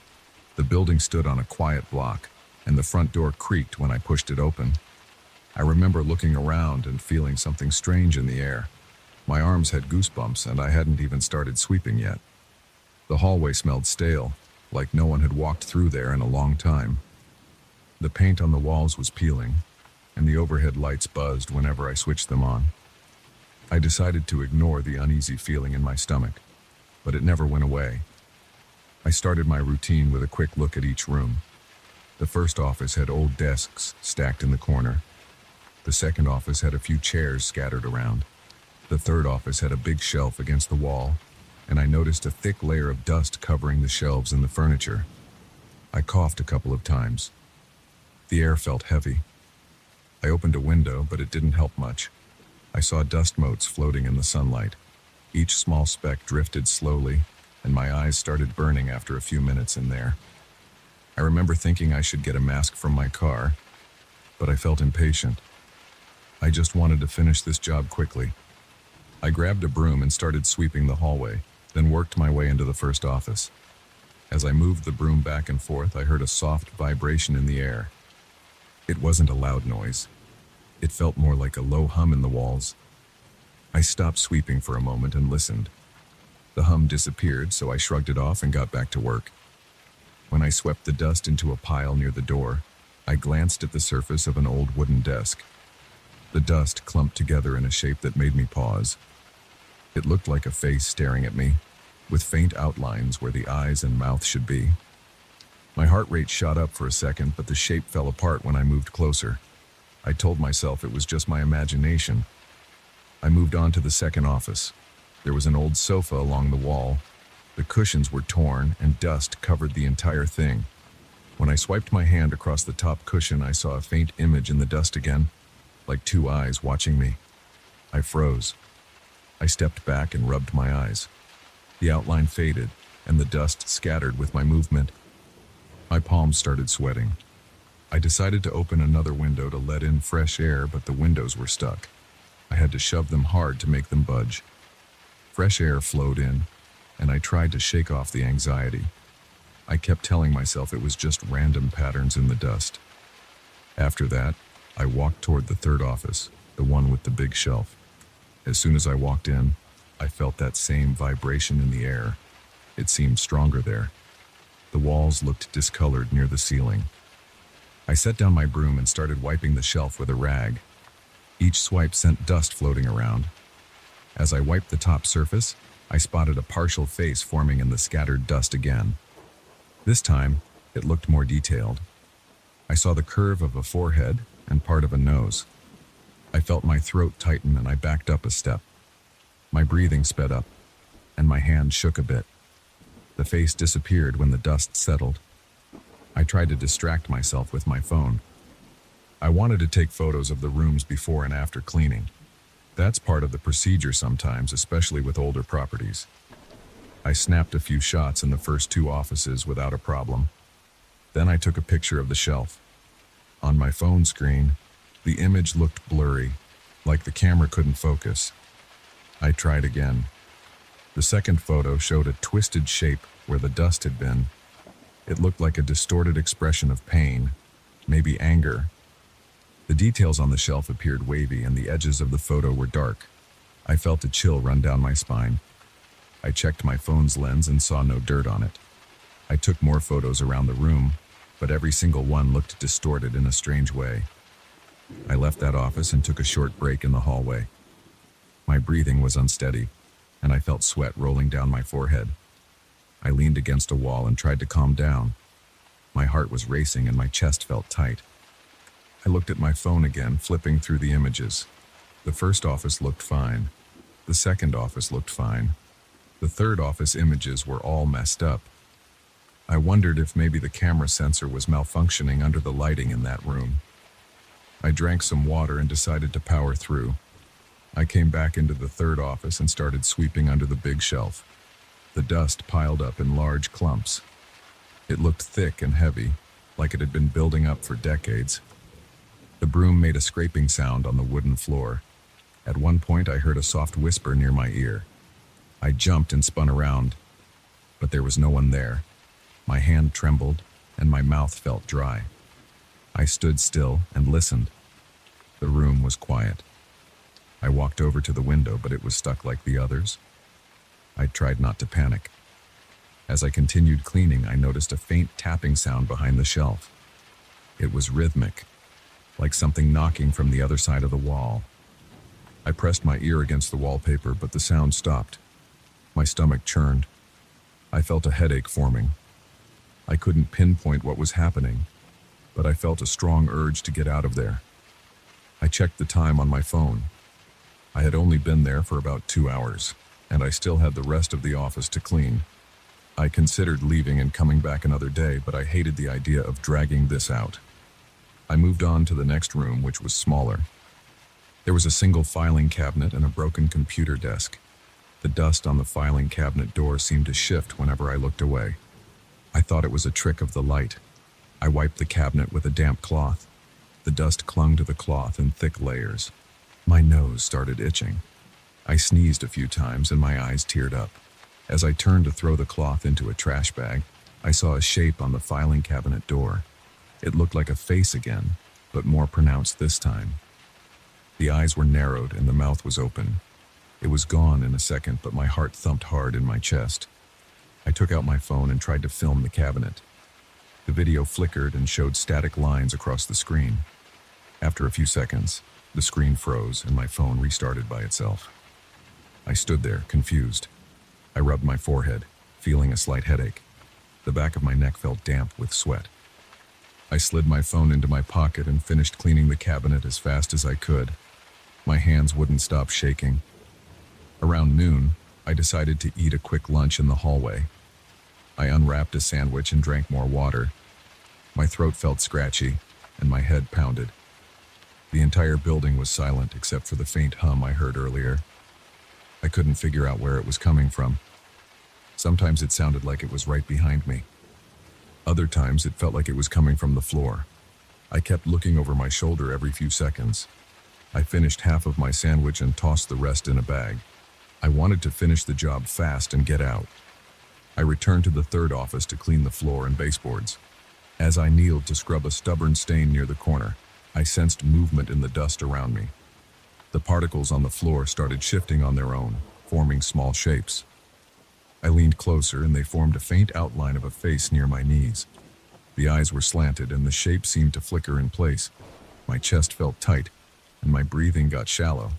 I scrambled back, bumping into the shelf behind me. A few boxes fell off the shelf and hit the floor with a loud thud. Dust rose in a cloud and the entire room felt electrified. My ears rang for a moment. I stood, my legs shaking, and stared at the new dust cloud swirling in front of me. Several shapes formed in the cloud. I saw multiple faces. Some looked angry, others looked sad. All of them seemed to stare at me. My stomach twisted, and I felt a jolt of adrenaline in my arms. I yelled out, "Stop," without thinking, as if I could command dust to stop moving. The shapes flickered and dissolved when the dust settled. I felt a pang of relief, but my skin was clammy, and my heartbeat refused to slow down. I grabbed my phone again, determined to document what was happening. I switched to video mode and aimed at the shelf. As soon as I hit record, I heard static in my earbuds. I had them draped around my neck, not playing music at the moment. The phone's screen glitched with colorful lines, then a sharp squeal pierced the air. It hurt my ears and I almost dropped the phone. I managed to stop recording, but my phone froze again. I pressed the power button until it rebooted. I checked my gallery, but the video file was corrupted. I couldn't think of a logical explanation for the dust-forming faces or the camera malfunctions. My shoulders felt tense, and my lower back started aching from the stress. I decided I needed to gather my equipment and finish the last few tasks quickly. I ignored the shapes in the dust as best I could. I stopped trying to take pictures or videos. I wiped the surfaces, swept the floors, and stacked a few boxes near the door. Every so often I spotted a flicker of a face in the dust, and each time my heart lurched. My pulse throbbed in my neck. I felt cornered in a place that didn't want me there. I heard another whisper behind me as I emptied a trash bin. The voice sounded like it was breathing right into my ear. I spun around, clutching the bin, but the office was empty. A chill shot across my arms. My teeth clenched, and I muttered, "I'm almost done. That's it." I forced myself to keep moving. The air felt thicker with every passing minute. The faint hum grew louder, and I occasionally caught a soft sigh echoing in the corners. Each time, the hair on my arm stood on end. At one point, I realized I had only one room left to check, a small storage closet in the back. I walked in and flicked on the light. The bulb flickered overhead. The closet smelled musty. There were old shelves covered in dust, a few broken chairs, and some sealed boxes. I started sweeping the floor. The dust formed a small pile, but I kept my eyes on it, worried I'd see another face. I did. It appeared near the top of the dust pile, a quick flicker of a mouth twisted in anger. My breathing got shallow, and I slammed the broom handle down. The shape scattered. Suddenly, the overhead bulb went out, leaving me in near darkness. I stumbled forward and nearly tripped over a box. I fumbled for my phone's flashlight. When I turned it on, I saw dust swirling in the beam. I moved the light around and the dust drifted slowly to the floor. I felt dizzy, like the air was pressing in on me. I hurried out of the closet. My shirt was damp with sweat. My legs felt weak. The hum in the wall sounded louder in that narrow space. It vibrated through my bones. I returned to the hallway and slumped against the wall. My breaths were shallow, and my mouth tasted bitter from the stress. I told myself I had done enough cleaning. The important areas were handled. I gathered my supplies, shoved them into a bag, and headed for the exit. As I reached the front door, I looked over my shoulder one last time. The corridor stretched out behind me, dimly lit. I saw a small swirl of dust near the far end, and it looked like a partial face. I heard a quiet sigh echo through the hallway. My entire body tensed, and I rushed outside. Once I was outside, the sun felt harsh on my eyes. The wind hit my face, and I took a moment to breathe. My hands were shaking and my heart pounded in my chest. I locked the front door and stepped back to look at the building. From the street, it just looked like an old, empty office. There was no sign of anything unusual. The windows were grimy, and the paint on the facade was chipped. Nothing about it suggested strange dust shapes or distorted images. I felt sweat dripping down my temples. I rubbed my palms on my pants, trying to calm down. I got in my car and cranked the AC. My phone finally worked normally outside. I glanced at the photos again. The ones from the first two offices still looked fine. The ones from the third office showed those warped shapes and angry expressions. No matter how many times I looked, I couldn't explain them. I felt a sense of relief being away from that place, but I also felt a lingering tension in my gut. Something in that old office felt awake, like it didn't want anyone disturbing it. I realized I didn't care about a logical explanation anymore. I just wanted to stay away from that building. My entire body was sore, and my eyes burned. On the drive back, I kept checking my rearview mirror. I half expected to see faces forming in the dust on my dashboard, but the car stayed normal. My breathing eventually steadied, but my muscles remained tense the whole ride. When I got home, I left my cleaning supplies in the trunk and went straight for a shower, hoping the hot water would wash away that feeling of being watched. I stared at the bathroom tiles and replayed everything in my mind. I decided I would talk to my boss the next morning and maybe get someone else to handle any remaining cleaning tasks. I never went back to that old office. I finished my report, turned over the keys, and told my boss that place was ready for inspection. I didn't tell him about the faces or the weird camera distortions. I just said it was dusty and the lighting was poor. I didn't want any questions. Sometimes I look at those photos on my phone and wonder what was really happening in there. I still can't figure it out, but I remember the feeling of that dust shifting on its own.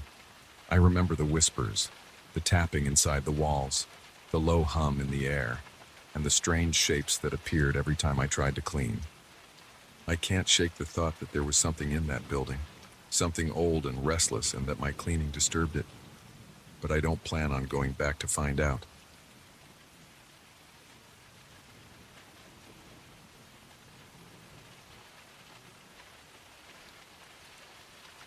I still remember the first time I saw those shapes on the shower curtain.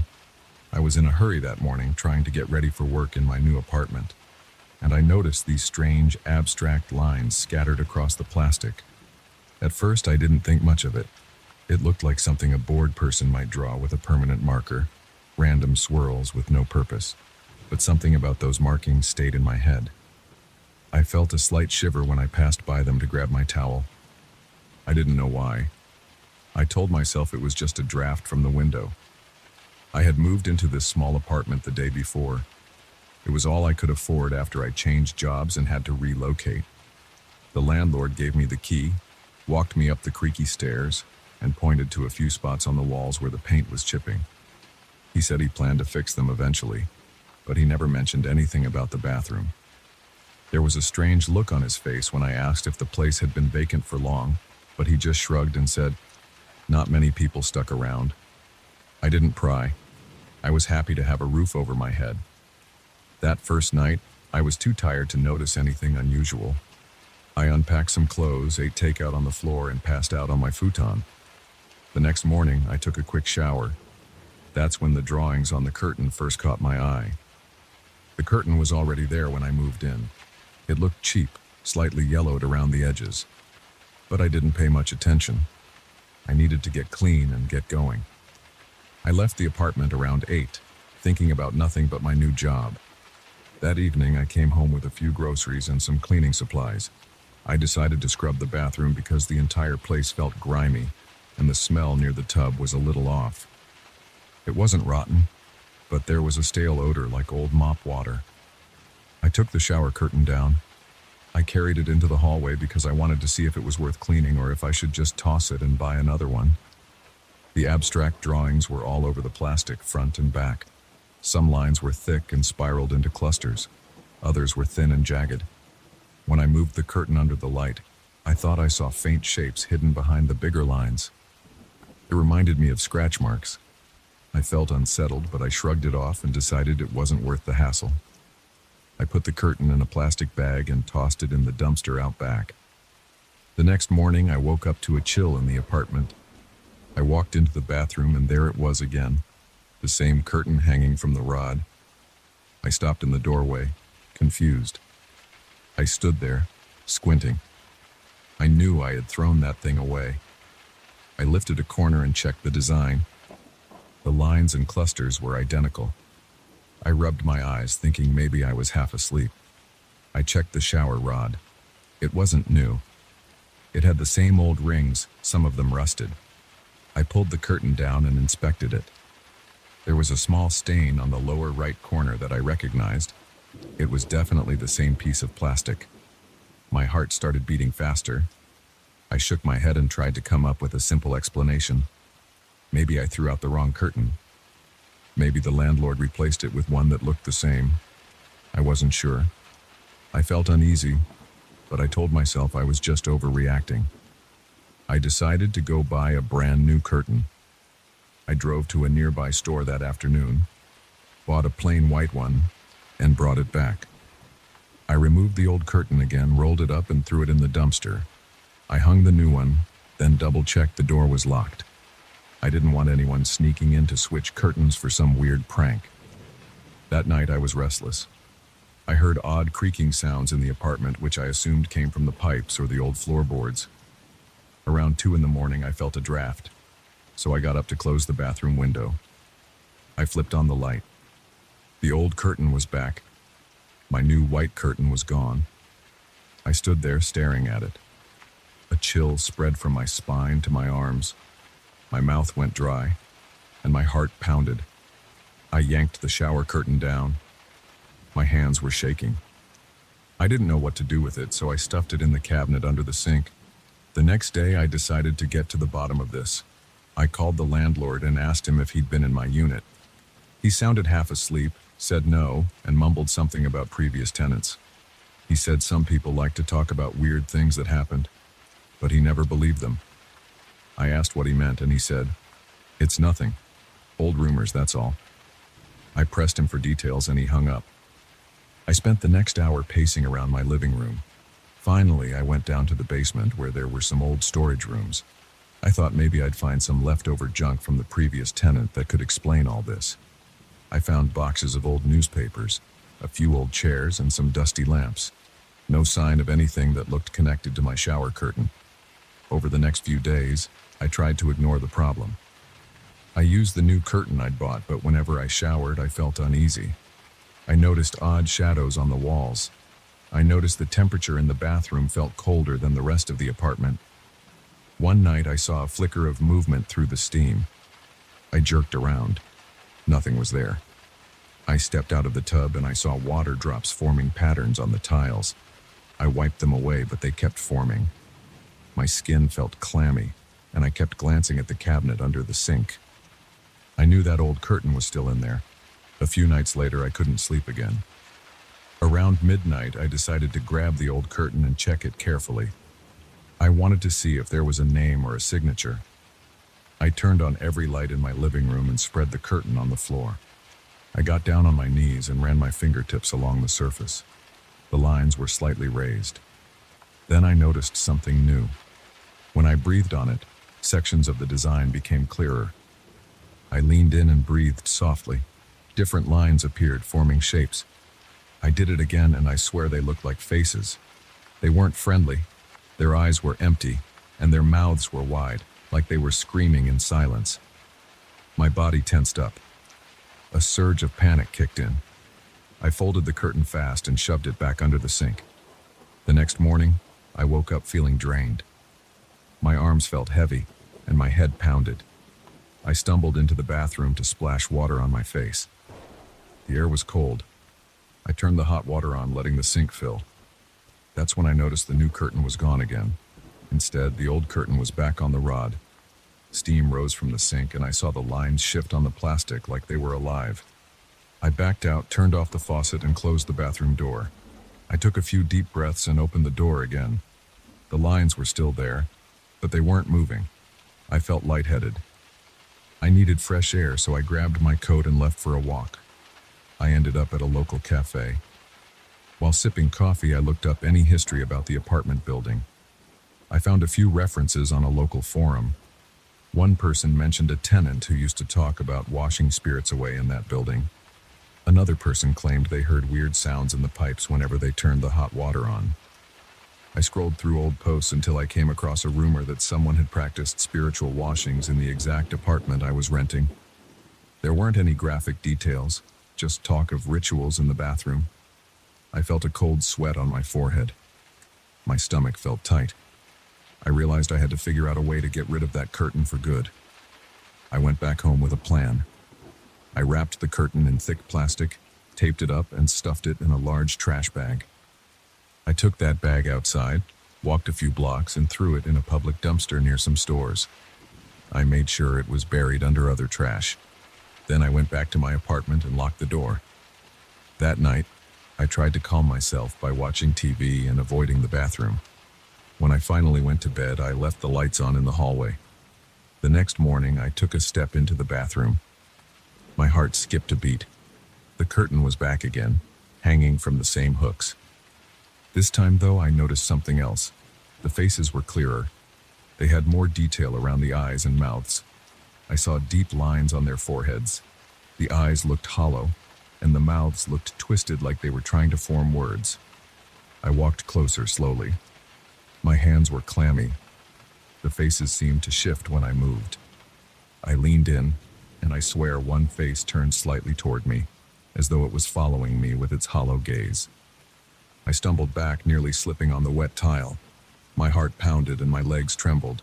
I had to find a different approach. I grabbed my phone and searched for local experts, maybe someone who knew about weird items or hauntings. I found a name mentioned in a thread about spiritual cleansing. It was an older man who lived a few miles away. I called him, but nobody answered. I kept trying until he finally picked up. He sounded annoyed, but listened to my problem. He told me I should leave the apartment if I was smart. When I insisted, he told me I'd need to finish what was started. I pressed him to explain, but he just said those faces were stuck, still needing release. He said I might have to confront them directly with hot water and steam. I didn't like that idea at all, but I had no other plan. That night, I turned on the hot shower. The bathroom filled with steam. I felt my pulse quicken. My skin felt sweaty, and my shirt stuck to my back. The curtain started to move like a gentle breeze was blowing through, even though the window was closed. I saw the faces appear in the clouds of steam. They looked more solid than before. Their mouths seemed to open wider. The lines looked like twisted veins running through each face. They pressed closer to me. I could almost see the outline of shoulders and arms. I backed up against the wall. I felt a sharp pain in my chest as I struggled to breathe. In a shaky voice, I demanded they leave. I repeated that I wasn't their captor, that I had nothing to do with their binding. I could feel the heat stinging my skin, and sweat dripped down my temples. The faces kept forming. One of them, a wide-eyed shape with sunken cheeks, pushed out so far it almost touched my shoulder. I flinched and raised my arm, but it just lingered there, silent. My eyes burned from the humidity and fear, but I kept talking, telling them I was letting them go. I pulled the curtain open, letting more steam escape. The shapes flickered. I heard a low, faint sound in my ears, like a moan.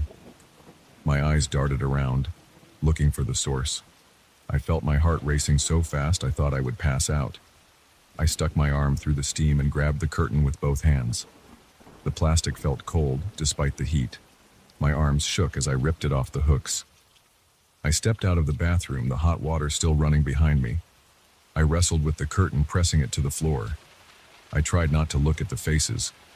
My body trembled, and my heart pounded. It felt like I was fighting a live thing, but I kept a tight grip. Then I dragged it back into the bathroom, letting the hot steam wash over it. The lines seemed to swirl. The faces flickered in and out. I heard more of that low moan. I gritted my teeth and forced myself to keep going. I repeated I was letting them go, telling them to leave through the steam. My hands felt numb and my legs shook. After a few minutes of standing there in the heat, I felt the plastic grow still. The lines stopped moving. The moaning faded away. I turned off the water, breathing hard. I held the curtain up and the shapes looked dull. The faces weren't as defined. I carried it outside, my clothes soaked with sweat and water. I walked to the backyard, found a metal garbage can, and placed the curtain inside. I lit a match and held it against the edge of the plastic. It melted slowly. A foul smell drifted up, and I almost gagged. I kept going until the entire curtain was reduced to a lump of half-melted plastic. The smoke burned my eyes. I coughed and spat. Finally, I doused it with water from a garden hose. The lumps hardened. I stood there in the cold air for a long moment, just breathing. My clothes were soaked and my arms felt heavy. I looked around expecting something to leap out of the shadows, but nothing happened. It was quiet.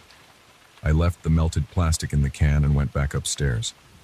I cleaned up the bathroom, wiped off the floor, and opened the window. The stench of hot plastic still clung to me, so I took a quick shower behind an empty rod. The next morning, I bought another new curtain. This time, it stayed where it should. After that, the apartment felt different. The bathroom no longer seemed cold. The stale smell was gone, and the lines on the walls looked normal. I slept through the night for the first time in ages.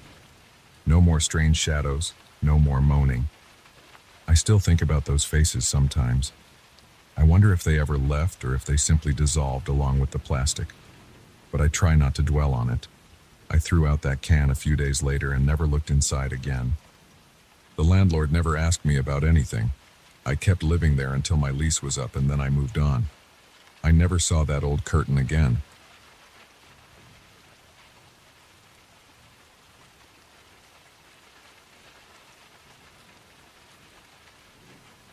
I moved into this place because it had a built-in studio in the basement.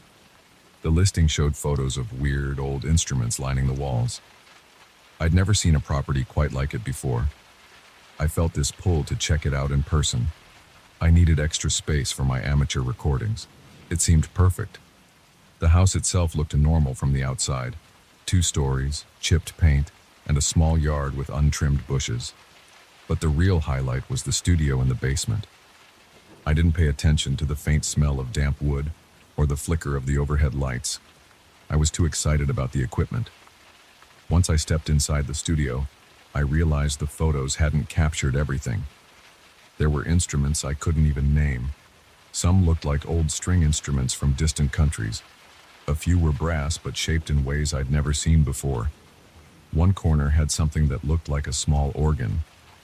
There were also drums with cymbals carved into their shells. Everything smelled like dust and old varnish.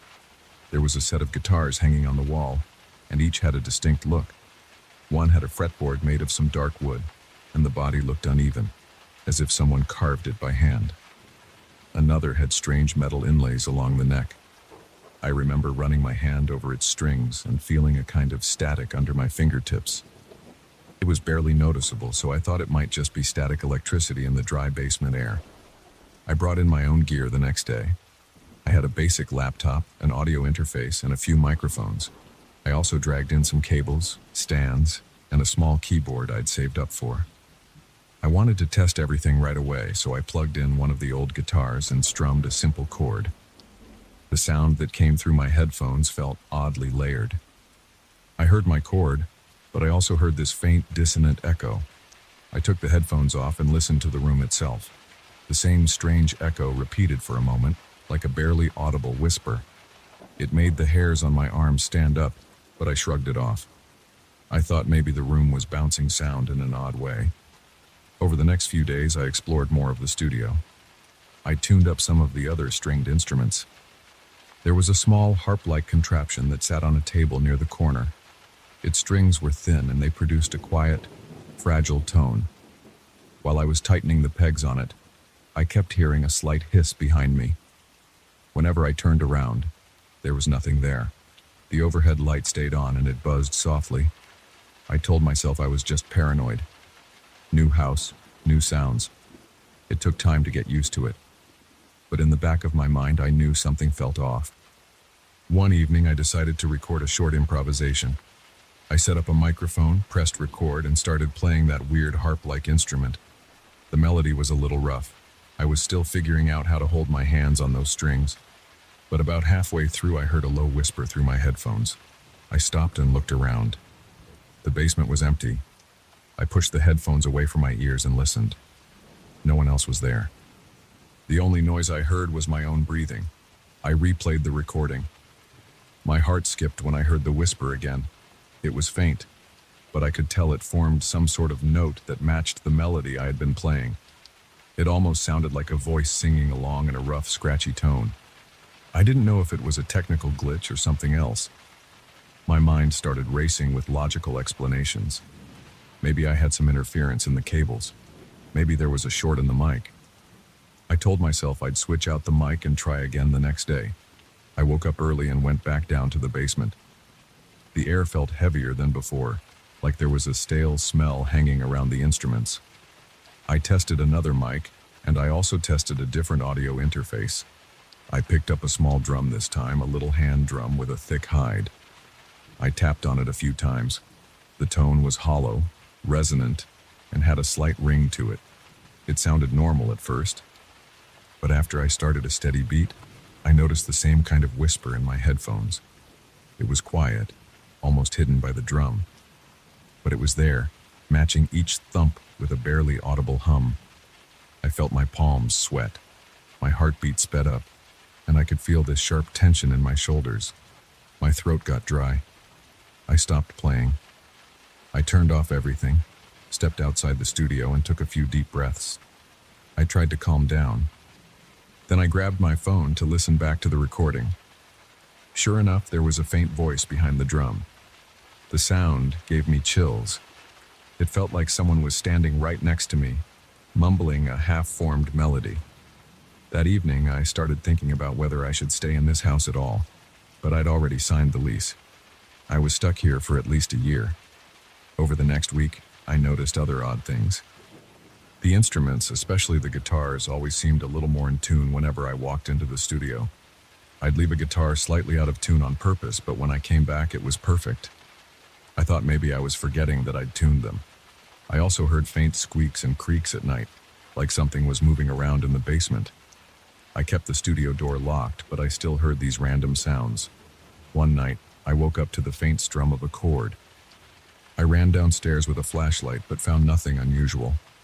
The guitars were still on the wall hooks. The keyboard was off. The basement lights were out, so I flipped them on, looked around, and saw no sign of anyone. But the air had that heavy feeling again. I decided to try to capture some video footage. I set up a camera in the corner of the studio, pointed at the instruments. I left the lights on low and hit record. I went to my bedroom, closed the door, and tried to sleep. In the morning, I checked the footage. For the first hour, nothing happened. Then, around 2 a.m., I saw a slight flicker on camera. It was a small shift in the lighting near the old organ. The shadows around it seemed to move like someone brushed by, but there was no shape or figure. Right after that flicker, a few instruments on the wall started to vibrate. The guitar strings quivered as if they were plucked by invisible fingers. Then everything went still again. My stomach churned. I felt a cold sweat break out on my forehead. It was real. I wasn't just imagining it. I spent most of that day pacing around my living room, trying to decide what to do. I didn't want to call anyone and sound like a crazy person. I also didn't have the money to break my lease. A part of me felt drawn to keep experimenting, as if there was some creative potential here. I ended up going back into the studio that afternoon. I set up 2 mics, one near the guitars, another near the organ, and I began recording an improvised jam session. I used the old guitar with the metal inlays. The tone was warm, but there was an underlying hiss. As soon as I started playing a slow progression, I heard a whisper again, this time a bit clearer. It was following the notes. My heart pounded, but I kept playing. I wanted to see what would happen. The whisper grew louder, layering on top of my notes almost like a second instrument. When I stopped playing, the whisper hung in the air for a moment. My hands shook as I set down the guitar. Then, without warning, one of the other guitars on the wall strummed a single chord by itself. I jumped back. My foot bumped into a stand and I nearly fell over. That chord rang out, clear as day, and it sustained longer than any normal guitar chord should. My hair stood on end. I felt a trembling in my chest and a wave of goosebumps along my arms. The chord faded after what felt like a minute, although it was probably only a few seconds. The studio went quiet.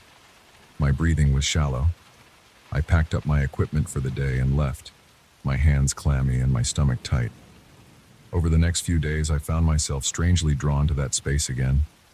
It was scary, but I couldn't resist the urge to test more instruments. Something about it felt like a challenge. I kept thinking about the possibility of capturing a unique sound. Part of me wondered if I was making some kind of historic discovery, like proof that something beyond normal human perception was influencing music. I tried to rationalize it as an audio phenomenon or some kind of feedback loop. But the more I recorded, the more these voices appeared. They never sounded like any living person. They were always slightly off pitch, like they were trying to mimic the notes but couldn't get them perfectly. One night, I was playing that small harp-like instrument again when I noticed that multiple voices were joining in. They were quiet, but I could hear at least 3 distinct tones. They moved in and out of harmony, creating this eerie chord progression. My breath hitched. My fingers felt stiff, but I forced myself to keep plucking. I wanted to hear the pattern. I thought maybe it would fade out if I stopped. The voices grew in volume, pressing against my ears, almost drowning out my own playing. Then one of the drum heads let out a low rumble, even though I wasn't touching it. A string from the organ snapped with a sharp twang. I jumped and my knee banged into the table. That ended my session right there. I turned off everything and sat on the chair, breathing hard, trying not to panic. After that, I got nervous that things might escalate. It felt like the studio was leading me towards some final piece. Each time I played, more voices joined in. I started having trouble sleeping. I kept hearing faint music in my dreams. My body felt sore and my head hurt. But every morning I went back downstairs to try again. It was like an obsession. I told myself I'd stop once I figured out what was happening. My rational mind said this was a bad idea, but I couldn't stay away. I also noticed that the instruments sometimes changed tuning on their own. I'd come in, check the strings, and see that they'd moved to a different pitch. It wasn't random. They all seemed to align in a certain scale. I recognized it as some kind of exotic scale I'd never really tried before. I put fresh batteries in my camera and recorded a long session. I picked up that old guitar and started playing in the scale I found. The voices began quietly, just a few faint hums matching my notes. Then, after about a minute, I heard a deeper voice in the distance, almost like a bass note. My chest fluttered, and my face felt hot. I had trouble keeping my hands steady, but I continued, following this strange melodic path. The rest of the instruments in the room resonated on their own. The organ pipes rattled, the drums vibrated, and I could see the harp strings shifting slightly, as if someone were tuning it. A thick tension filled the air, making it feel hard to breathe. My skin tingled all over. I had this overwhelming sense that if I finished whatever piece was forming, something would appear right there in front of me. I pushed on. My heart was beating so fast it hurt. My temples throbbed. I played chord after chord, guided by the tuning the instruments seemed to want. The whispers filled the room. I heard multiple voices now, each one distinct, forming a chorus that surrounded me. The lights flickered and the shadows on the wall moved in sync with the music. My mouth went dry and I swallowed hard. I wanted to stop, but my hands kept going, as if they weren't mine anymore. My legs trembled under the chair and sweat rolled down my back. The tension built to a point where I felt like I might faint. Then, right when the music reached a peak, I forced myself to yank my hands away from the strings. The voices lingered for a second, echoing the final chord. Then everything went silent. No hum, no whispers, no strange tuning. My breath came out in a loud gasp, and I realized I'd been holding it. My heart pounded against my ribs and I wiped sweat from my forehead. The overhead light flickered one last time, and then stayed steady. The instruments didn't move. I let out a shaky laugh, but it was more of a panicked exhale. I knew that if I had pushed any further, something would have come through. I could almost sense a shape forming in the air, but I stopped in time. I reviewed the footage later, and most of the audio was garbled with static once the voices started. The camera kept trying to focus, but there was nothing in front of it. The instruments, though, clearly vibrated on their own. I could see them move in the video. That was enough proof for me that I wasn't imagining things. I haven't tried to finish that piece since. The instruments remain down there, half-tuned to that weird scale. Sometimes when I walk by the basement door, I hear a faint note or two, like they're calling me back in. My chest tightens whenever that happens. My hands might twitch, but I don't go down unless I really have to. I keep the lights off, I keep the door locked. Every so often I stand at the top of the basement steps and I listen. I still feel tempted. Part of me wants to hear what would happen if I let the music complete itself, but another part of me feels sheer dread. My body reacts with a surge of adrenaline, and I get that feeling of pins and needles along my neck. For now, I'm not playing. I'm trying to ignore the voices and ignore the instruments that keep themselves in perfect pitch. I'm not sure how long I can hold out, but for now, I avoid it. I don't want to see whatever is waiting for me in that basement. I don't want to give it shape. I don't want it to step forward into the light. So that's the story of my house and the studio underneath it. I moved in for the convenience, and I got something else entirely. I record regular music upstairs in my living room now using just a small rig and my laptop. It's not the same as having a full studio, but I feel safer. The basement is always there, though. Sometimes I think I hear a small chord or a light hum drifting up through the floorboards. When that happens, my heart picks up speed, and I walk outside for fresh air. I try not to linger in the yard for too long, because I can still feel that pull from the basement window. It's like it's challenging me, reminding me that the final notes are still missing. If I ever play them, something will show up, and I'm not ready to find out what it is.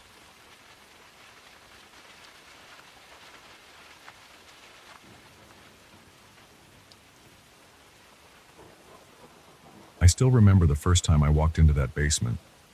I didn't feel any wind on my face, but I heard these tiny bells rattling against each other.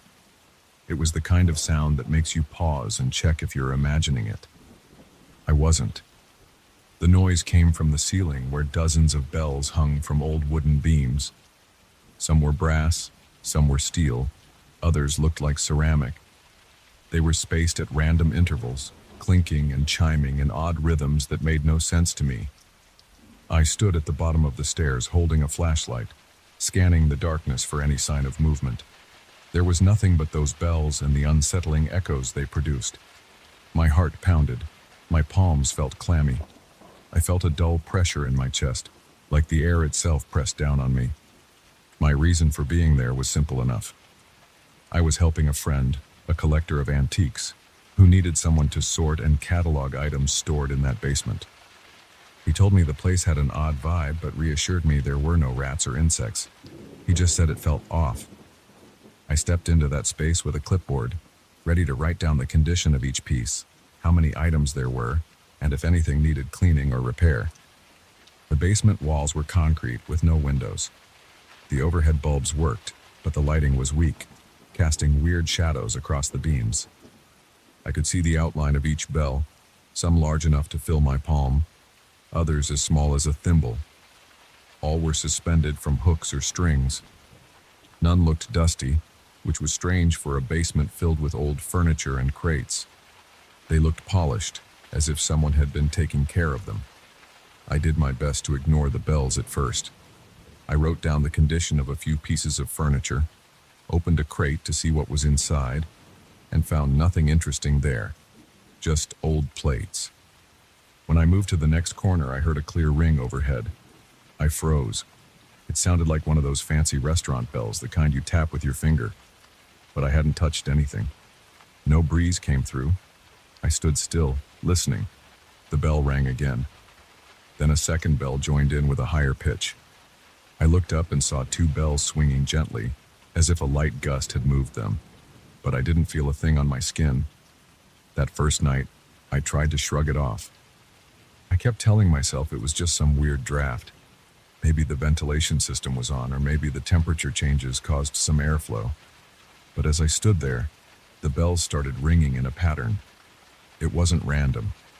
I heard 3 rings, a pause, then 1 ring, another pause, then 2 rings, then another pause. My heartbeat sped up. I glanced around to see if maybe someone was pulling a trick on me. But I was alone. My eyes scanned every corner.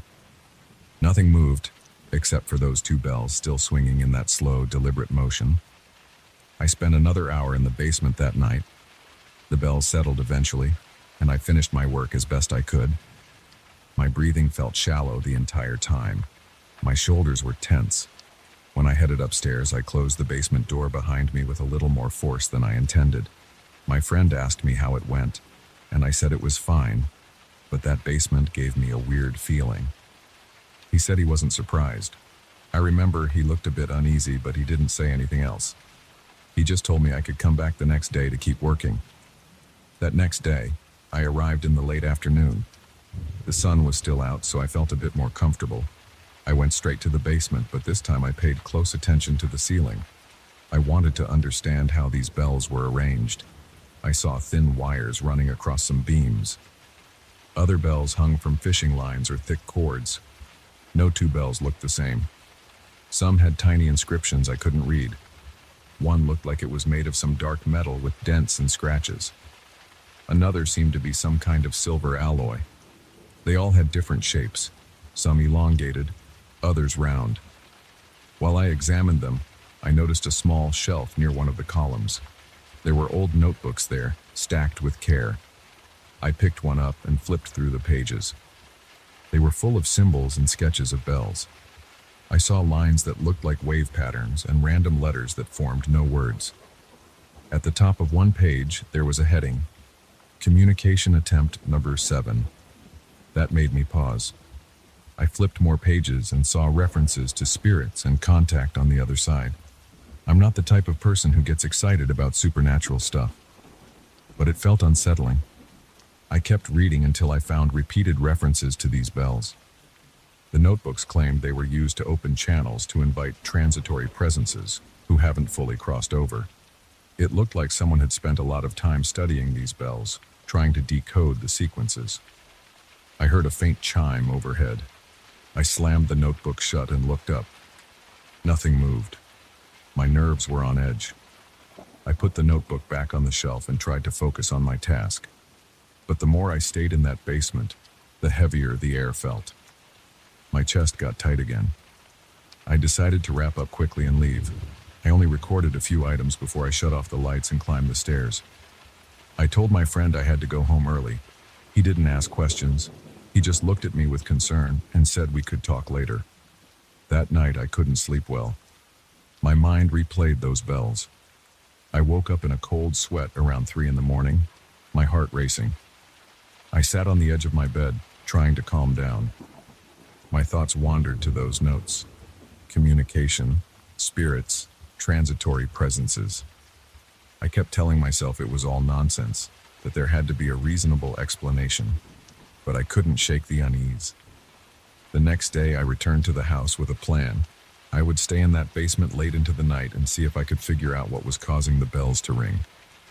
I didn't tell my friend my plan. I just said I would be working late. I went down after dinner, armed with a flashlight, a voice recorder, and a notepad.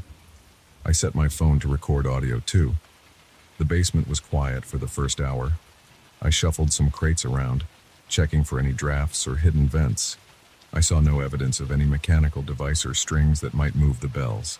The place looked totally normal, aside from the weird arrangement on the beams. I was about to give up, thinking maybe the bells wouldn't ring that night when I heard it. A single, soft ding to my left. I turned my flashlight and saw a small brass bell swaying back and forth. A chill ran up my arms. I walked over, looked at it, and felt no breeze or temperature change. The bell slowed to a stop. I stepped back and waited.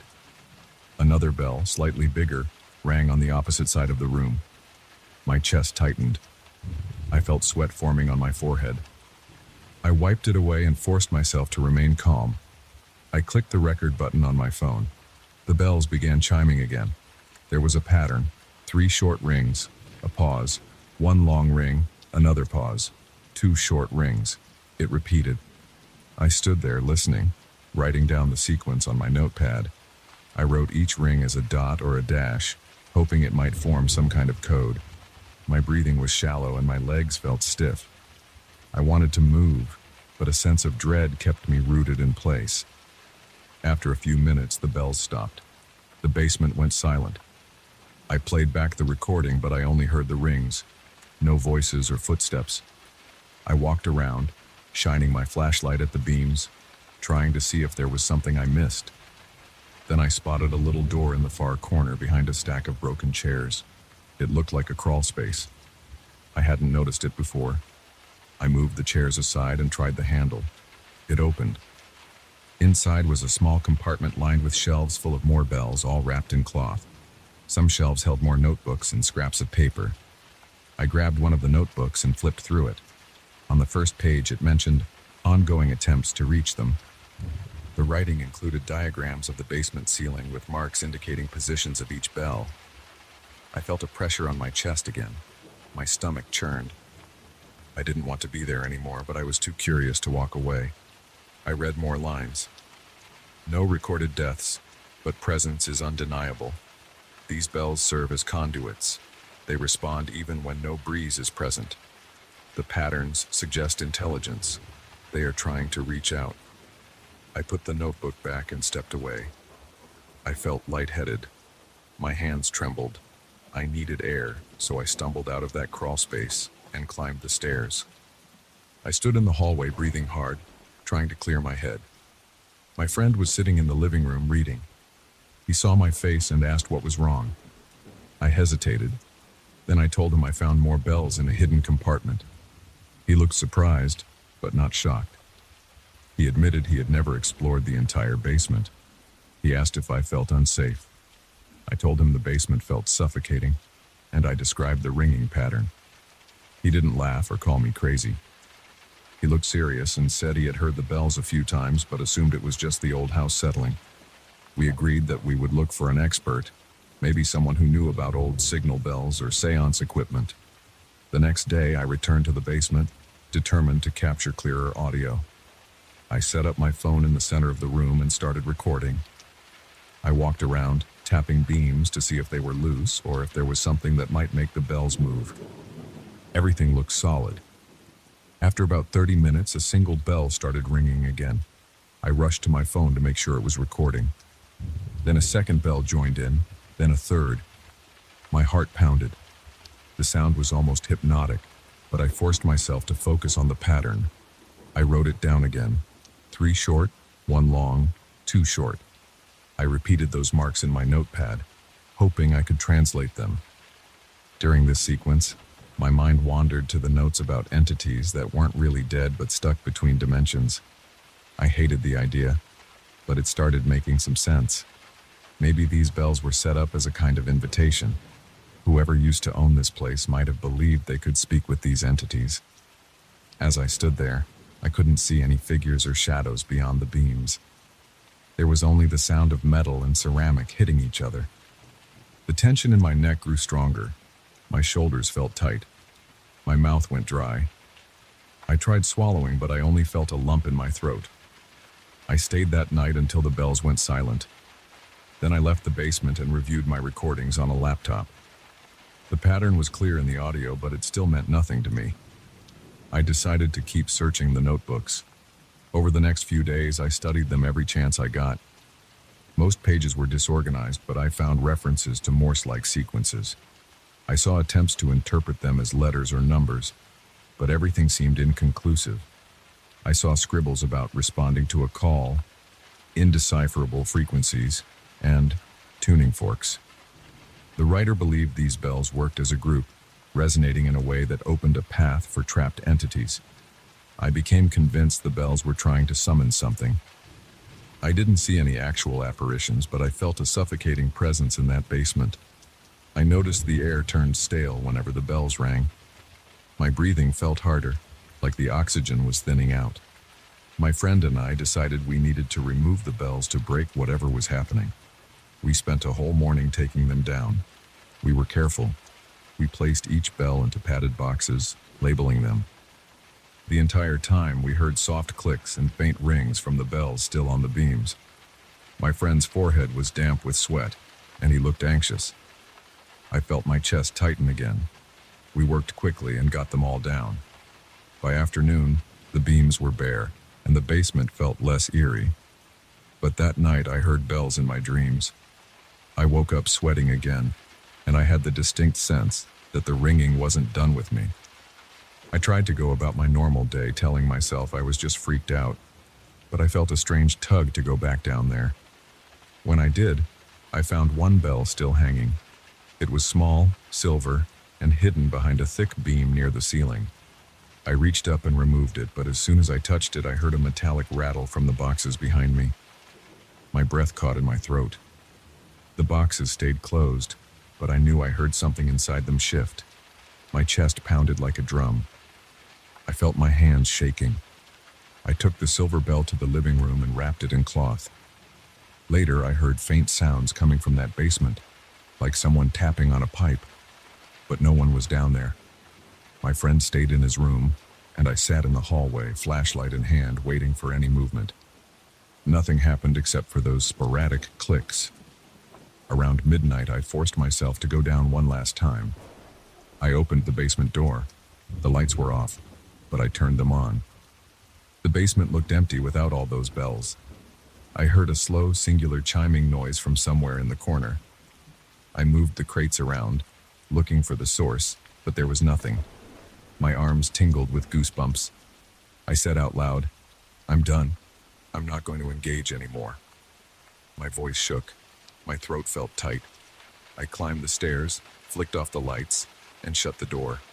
That was the last time I went down there. My friend eventually sold the bells to some private collectors, and he sealed the crawl space. I never found out if the patterns really meant anything, or if it was just my imagination magnifying a strange phenomenon. But I know what I heard, and I know how it made me feel. That basement still gives me a chill whenever I think about it. Sometimes I imagine those bells chiming in the darkness, calling out to something that isn't exactly dead, waiting for a response from whoever or whatever might be caught in between.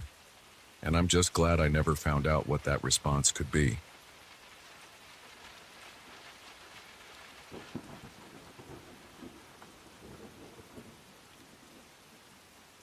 I never expected to find something so unsettling in a place that looked so ordinary. I had just moved into a new apartment, hoping for a fresh start. The rent was decent, the location worked with my job, and the layout seemed fine at first glance. I saw it once before signing the lease, and nothing looked unusual. The furniture was a bit old, and there was a guest bedroom that I assumed I would barely use. I didn't question the landlord about the decor or the furnishings, even though some of it seemed outdated. I just wanted a place where I could unpack my life and move on. On my first night, I finished hauling boxes around 10 at night. I felt exhausted. I placed most of my things in the living room and kitchen. Then I opened the door to the guest bedroom to check if there was any space for extra storage. The room had a small twin bed, a wooden dresser, and an antique rug spread across the floor. It was a deep red Persian rug with gold details. It looked worn but still sturdy. I thought it added some character to an otherwise bland room, so I left it there and figured I'd deal with it later. I went to sleep in my own bedroom that night. I was too tired to notice anything. But the next evening, after work, I decided to have a real look around. I wanted to see if there were any hidden issues. I looked at the windows, the closet, and the bathroom. Then I walked into the guest room again. That's when I noticed a dark patch on the rug. It looked like a stain, but I wasn't sure if it was part of the rug's pattern. I brushed my fingers against it. The fibers were the same as the rest of the rug, but there was a slight discoloration.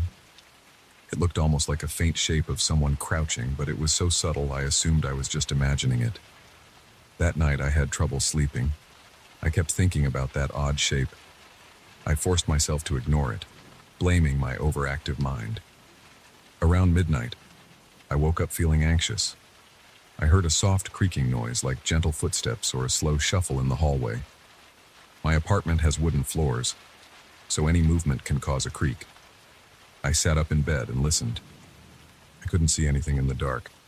My skin prickled, my heart pounded. I was sure someone was there. Then the noise stopped. I felt silly and laid back down.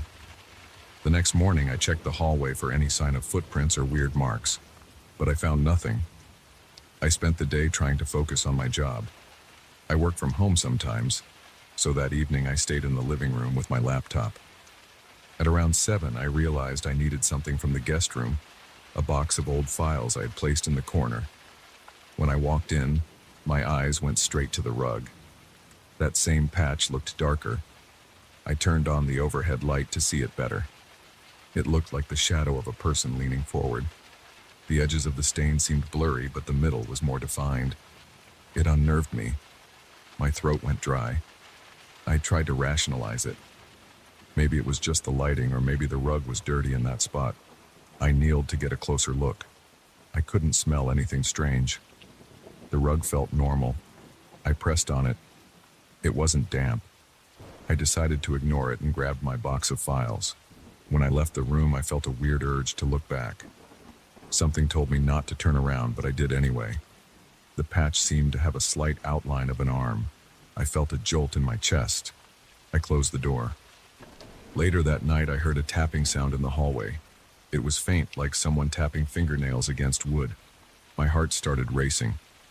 I stood up from the couch and walked to the hall. It went silent. I checked the front door, but it was locked.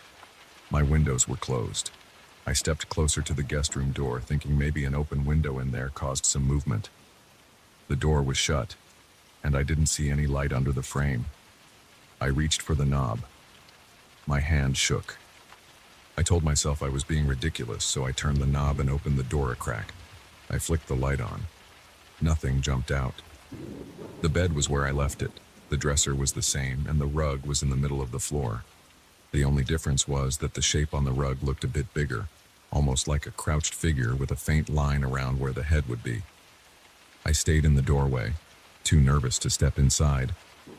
Then I heard the tapping sound again, except it seemed to come from the rug itself, like something inside it was scratching to get out. My throat tightened. I closed the door and backed away. I spent that night on the couch, with the TV turned on for some background noise. I wanted to drown out every small creak and shuffle. When I finally drifted off, I had a dream about something calling me from across the room. The voice was muffled. My chest felt heavy. I saw a shape on the floor beckoning me. I woke up with a jolt, breathing hard.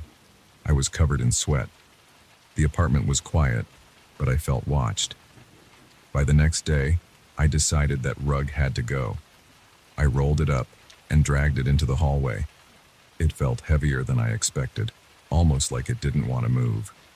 My arms strained, my shoulders burned. I finally got it out into the main corridor. I left it there and went back into my apartment. A few hours later, I heard a scraping sound. I looked through the peephole and saw the rug shifted a foot closer to my door. That didn't make any sense. Nobody else on the floor had come by. I would have heard them. Yet there it was, closer than before. My stomach twisted. My breathing got rough. I grabbed my keys and decided to drive the rug to the dump that afternoon. I wouldn't even try to sell it. I just wanted it gone. I dragged it down the hallway and into the elevator. I drove to the nearest waste facility. When I tossed the rug onto a pile of trash bags, I felt a weird twinge of guilt, like I was abandoning something that belonged to me. I shook that off. I went back home, trying to feel relieved. I thought that was the end of it. But that night, as I sat on my couch, I heard that quiet, dragging sound again. It was in my hallway. My legs felt weak, and a chill slid up my spine. I walked to the door, trembling. The knob felt cold in my hand. When I opened the door, the rug was there, rolled up against the wall. My breath caught in my throat. I stepped back. Then I leaned forward to touch it. It felt solid and real. I didn't know how it came back. I couldn't explain it. I stared at it for a long time, feeling my heart hammering in my chest. Then I forced myself to drag it back into the apartment. I left it by the front door, planning to figure out a different way to dispose of it. That night, I heard footsteps. They were soft, almost like bare feet moving slowly across the wooden floor. I walked out of my bedroom and flipped on the hallway light. I saw the rug unrolled, leading from the front door to the guest room. That shape was spread out across it again, bigger than before. It looked like it was on all fours, reaching an arm forward. My entire body shook. I wanted to run, but this was my home. I moved toward it, keeping the hallway light shining on it. My breath was fast. I knelt down and tried to see if there was an actual figure there or just an image. The shape looked flat but dark, like a stain. As I hovered my hand over it, I felt a slight coolness coming off the surface. Suddenly, I heard a creak by the guest room door. I jerked my head up and saw a shadow pass along the wall. I jumped back and my hand grazed the rug. My skin felt clammy, and a cold wave passed through my arm. I yanked my hand away and scrambled up, backing toward my bedroom. I grabbed my phone, thinking maybe I should call someone, but I didn't know who to call. The landlord, the police? None of that made sense. What would I say? That a rug was haunting my apartment? I decided to sleep with my bedroom door locked and a chair braced under the doorknob. I shut off all the lights, hoping I could just ignore everything for the night. At around 3 in the morning, I woke up to a deep sense of dread. I stared at the door. I heard slow scraping sounds on the other side, like someone sliding their palms across the wood. My heart pounded, and I felt sweat beading on my face. My mind was racing. I waited, listening to every faint movement. Then it stopped. I didn't sleep for the rest of the night. When morning came, I opened the door slowly. The rug was back in the guest room, spread out perfectly on the floor. The shape looked even larger. I could see what appeared to be a hunched back and a faint outline of a head. I felt dizzy. My lungs felt tight. I took a deep breath and walked toward it. My legs shook, but I forced myself to keep going. When I got close, I noticed something like a hand extending from the shadow. It wasn't raised above the carpet. It was woven into the pattern, but it seemed to point toward me like it was reaching. I wanted to get rid of that thing once and for all. I marched to the kitchen, opened the cabinet under the sink, and grabbed a pair of heavy-duty scissors. I stormed back to the guest room, dropped to my knees, and started cutting into the rug. The scissors jammed after the first few cuts. The fibers felt thicker than they should. I put all my strength into it. The scissors snapped in half. I lost my balance and fell back. I crawled away, my chest heaving. The cut I made was small, maybe 2 inches, but I saw threads fraying. A strange odor rose, like dust and something stale, but it was more intense than old carpet normally smells. I felt panic building. I decided to try something else. I pulled out my phone and searched for an emergency junk removal or a local disposal service. I called the first number I found. They couldn't come that day, and even if they could, the idea of explaining the rug's weird behavior made me uneasy. I thought about dragging it to the street and leaving it for someone to pick up, but I was afraid it would just show up in my apartment again. That sense of dread kept growing in my gut. That evening, I sat in the living room, staring at the guest room door. It was closed, and I swore I could see the bottom edge of the rug sticking out a bit. There was a slight gap under the door, and I thought I saw a shadow moving back and forth. I got up, clenched my fists, and opened the door. The rug was lying there, the shape bigger than ever. It took up almost the entire center of the rug now, like a crouched figure with long arms. My throat felt tight, and my eyes stung from not blinking. I stepped forward, ignoring the urge to run. I hovered my foot over the rug. I wanted to test if I could stand on that shape. My leg trembled, but I pressed my foot down. It felt cold and oddly soft, like sinking into a thick cushion. I tried to pull my foot away, but something held it in place. My calves cramped. I leaned forward, using both hands to brace against the bed. I tugged hard, and my foot popped free. I nearly fell back. I stumbled into the wall and banged my shoulder. Pain shot through my arm. I groaned and clutched it, cursing under my breath. My heart was racing out of control. I thought I would pass out. I staggered out of the room and slammed the door shut. My body was trembling. I could taste bile in my mouth. I sank to the floor, hugging my knees. I stayed there for a long time, not sure what to do. The air felt thick, and it smelled faintly of something old and musty. I finally picked myself up and walked to the kitchen. I couldn't stay in that apartment another night, so I packed a small bag with clothes, grabbed my wallet and keys, and left. I locked the door behind me, but I sensed that it didn't matter. I spent the night at a motel nearby, telling myself I'd talk to the landlord first thing in the morning. When I got back the next day, the apartment was deathly quiet. I opened the door cautiously. The place looked normal at first glance. The living room was the same. Then I noticed the guest room door was wide open. The rug lay half in the hallway, half in the guest room, like something had pulled it out. The shape was more defined, like a figure crouching with its arms extended. It looked frozen in mid-action, like it was reaching for the door. I felt the blood rush from my face. My fingertips tingled. I couldn't even breathe for a moment. I took a shaky step forward. The floor squeaked under me. My stomach churned. I gripped my phone in my hand, but I couldn't figure out who to call. Then I heard the softest whisper of fabric sliding along the floor. The rug moved an inch toward me. I backed up, my heart pounding so hard it hurt my chest.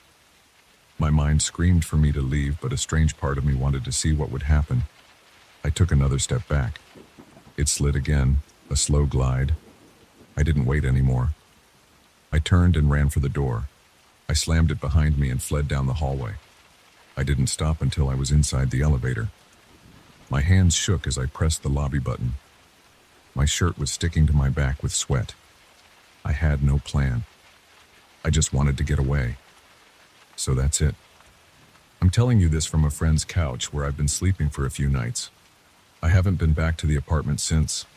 I told the landlord there was a problem with the furniture, but I didn't say more than that. I have no idea what's happening in there now. Maybe the rug keeps spreading that shape until it fills the entire space. Maybe it's just waiting for me to come back. All I know is I still dream about it. I wake up thinking I hear those footsteps in the hall or that tapping against wood. My foot still feels cold sometimes, like I never really got it out of that rug. I can't shake the feeling that it's calling me back, waiting for me to give in. I'm not going back, but I'm also not sure how long I can keep running from it.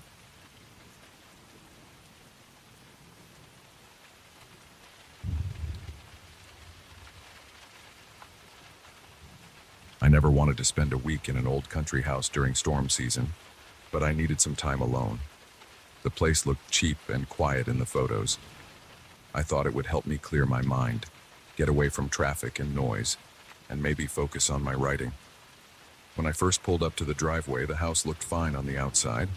It had a wide porch, a few large windows, and a roof covered in dark shingles. The yard was a bit overgrown with some weeds and tall grass near the fence, but I shrugged it off. Inside, the furniture smelled dusty, and the walls needed a fresh coat of paint. There was a slight creaking from the wooden floorboards, especially near the living room window. I figured it was just the natural settling of an old structure. I had no clue what would happen over the next days. I had no clue about the footsteps, the scratching, or the strange laughter. If I did, I might have turned around and driven back to the city without unpacking. On my first night, I cooked a quick meal with some groceries I brought along. I boiled pasta, made a small sauce, and ate at a small wooden table in the living room. The overhead light flickered a bit, which made me uneasy, but I decided it was just faulty wiring. After dinner, I checked all the windows. I made sure they were locked, then headed to the bedroom at the far end of the hall. It was colder than I expected, so I turned on a small electric heater in the corner. Then I lay in bed and listened to the quiet. No cars, no sirens, just the gentle rustling of leaves outside. I felt relieved that it was peaceful, and I drifted off to sleep. Around midnight, I woke up because I heard a soft thump above my head. At first, I assumed it was an animal, maybe a raccoon or something running across the roof. I rolled over and tried to ignore it, but the thumps turned into steady steps. I heard them tapping along the length of the roof right over the bedroom. They moved slowly, almost like a person pacing back and forth. I couldn't dismiss the sound. It felt too regular, too deliberate. My pulse quickened. I sat up, turned on the lamp beside the bed, and waited to see if it stopped. The steps went on for a while, then stopped abruptly. I didn't hear them anymore that night, so I eventually fell back asleep, though my body stayed tense. In the morning, I thought maybe I had imagined the entire thing. I got dressed and went outside to see if there were any signs of an animal. The yard was damp, and I noticed water dripping from the gutters. I circled around the house with my coffee mug in hand. There were no obvious footprints on the ground near the walls, but something caught my eye on the side of the roof.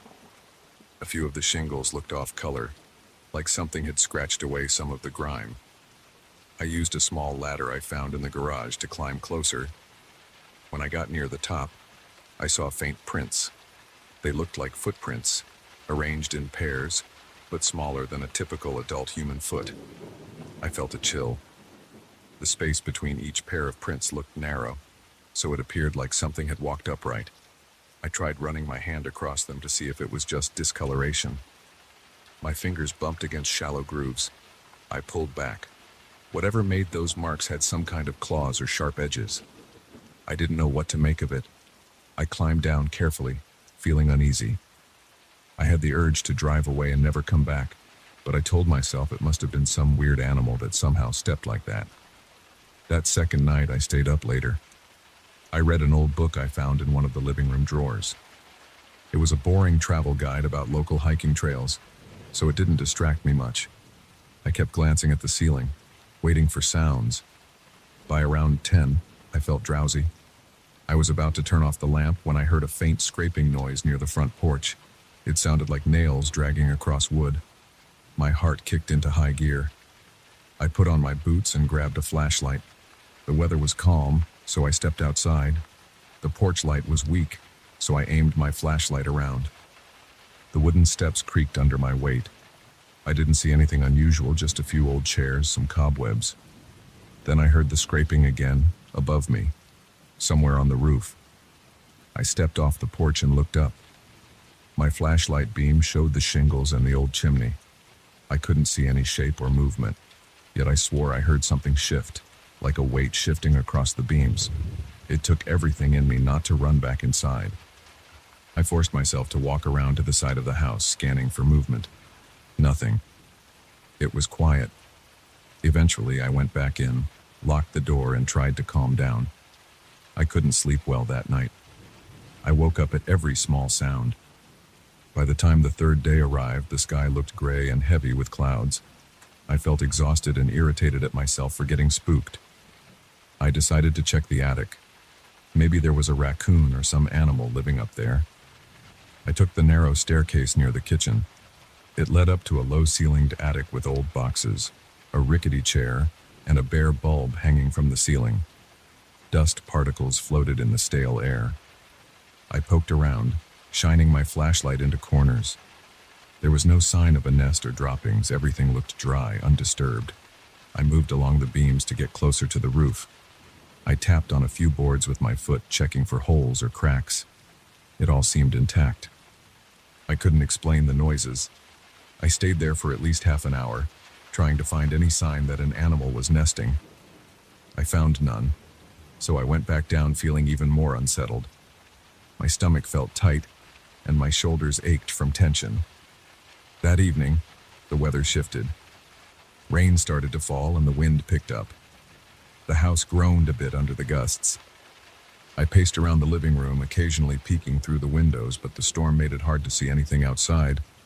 Around 9, the power flickered. The lights dimmed twice, then came back. I decided to prepare some candles just in case. While rummaging in the kitchen drawers, I heard something odd, a muffled laugh. It sounded like a soft chuckle, carried by the wind. I stood still. The hair on the back of my neck rose. I turned off the faucet and listened carefully. The rain drummed on the roof in a steady downpour. Through that noise, I thought I heard it again. The laugh was faint, but it sounded close. I grabbed my flashlight and walked to the front door. My hands shook when I reached for the doorknob. I stepped onto the porch. Rain soaked the wooden planks and water dripped from the porch roof. The wind blew raindrops into my face. I clicked on my flashlight and shone it around the yard. I didn't see anyone, but the laughter seemed to come from above, near the roof line. Then came those footsteps again, heavy and deliberate, moving along the top of the house. My chest tightened and I stepped back inside, slamming the door behind me. My mind raced. I had no explanation for what was out there. I tried to calm down by turning on the TV in the living room, but the signal was poor. Static flickered across the screen. The storm must have damaged something. I paced back and forth, checking the windows every 10 minutes, but the downpour made it impossible to see more than a few feet. At one point, I heard the scraping of claws across the rooftop. It sounded like the thing was circling. My heart pounded, and I felt sweat on my forehead despite the cold air. I wondered if it wanted me to come outside. I wondered if it was testing me. Sometime after midnight, the storm quieted. I sat on the couch with a small lamp turned on behind me. The air smelled damp and the rooms felt clammy. I considered packing up and leaving right then, but I was too rattled to drive in the dark on those winding roads. I was also stubborn. I wanted to figure out what was happening. I clenched my jaw and decided to wait until dawn. Around 1 in the morning, I heard a squeak on the porch floorboards. It sounded like a footstep, but heavier than my own weight. My body tensed. I stood up, grabbed my flashlight again, and approached the front door. I kept the lights off inside to avoid alerting whoever, or whatever, stood out there. Carefully, I peeked through a small gap in the curtain. The porch was dark, only lit by the faint glow of the moon through the thinning clouds. I couldn't see anyone. I waited, barely breathing, for another sound. Then, a single, loud thump against the door made me jump. I almost dropped my flashlight. My heart hammered so hard it hurt my chest. I forced myself to turn the knob, flung the door open, and aimed the flashlight outside. There was nothing. The porch was empty. My breath came in short, quick bursts, and I felt my hands shaking. I stepped out onto the porch and swept the flashlight beam across the front yard. The rain-soaked grass glistened under the moonlight. A few puddles reflected the light. There were no footprints on the porch itself. I moved the beam slowly upward toward the roof. Still nothing. As I backed into the house again, I thought I heard a low chuckle behind me, but it could have been the wind. I locked the door and stayed awake until sunrise. Morning brought no comfort. I headed out to check the roof again and found fresh tracks, the same strange biped footprints, but now they looked a little bigger, as if the creature's feet had pressed down harder on the wet surface. There were fine scratches etched between some of the shingles, like it had dragged its claws while walking. My stomach churned, and I felt a wave of nausea. I climbed down the ladder unsteadily and spent an hour debating if I should leave. But something in me wanted proof. I wanted to know what this thing was. On the 5th night, I set up a simple plan. I positioned a large flashlight on the windowsill in the bedroom and aimed it at the roof outside. I turned off all other lights in the house and waited. The evening air felt thick with humidity. Occasionally, the wind rattled the trees, and I could smell the wet earth. I sat in the bedroom with my eyes locked on the beam of light shining onto the roof's edge. My heart wouldn't slow down. Every little noise made me flinch. Around 10, I heard it again, light tapping across the roof. Then a harsher scrape, like nails on concrete. My throat went dry. I inched closer to the window. My flashlight revealed a portion of the shingles. They were slick with leftover rain. I kept waiting for a shape to cross that beam of light. Suddenly, I heard a short burst of laughter again. This time it sounded clearer, almost like a person's voice. It didn't echo or fade. It cut off abruptly. I jumped to my feet and rushed into the hallway to get a better angle from the living room window. I tripped on a loose floorboard and nearly fell. My heart was racing and I felt shaky all over. I reached the living room, flipped off the light switch, and peeked out the window facing the porch. The roof above that area was darker, outside the range of the bedroom flashlight. I tried to see if something was moving there, but the window was streaked with water from the earlier rain. My breath sounded too loud in the silence. Then I heard another set of footsteps above me, heavier than before. They headed toward the back of the house. I ran into the kitchen, which had a small window overlooking the rear.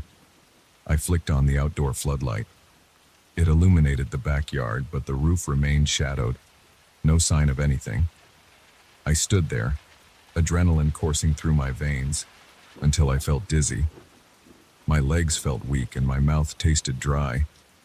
I forced myself to swallow and think. If I went outside, maybe I could catch a glimpse of it. That idea made my chest tighten with dread. The memory of those footprints and the laughter kept me rooted in place. I didn't want to be lured into some trap. At the same time, I was sick of feeling cornered.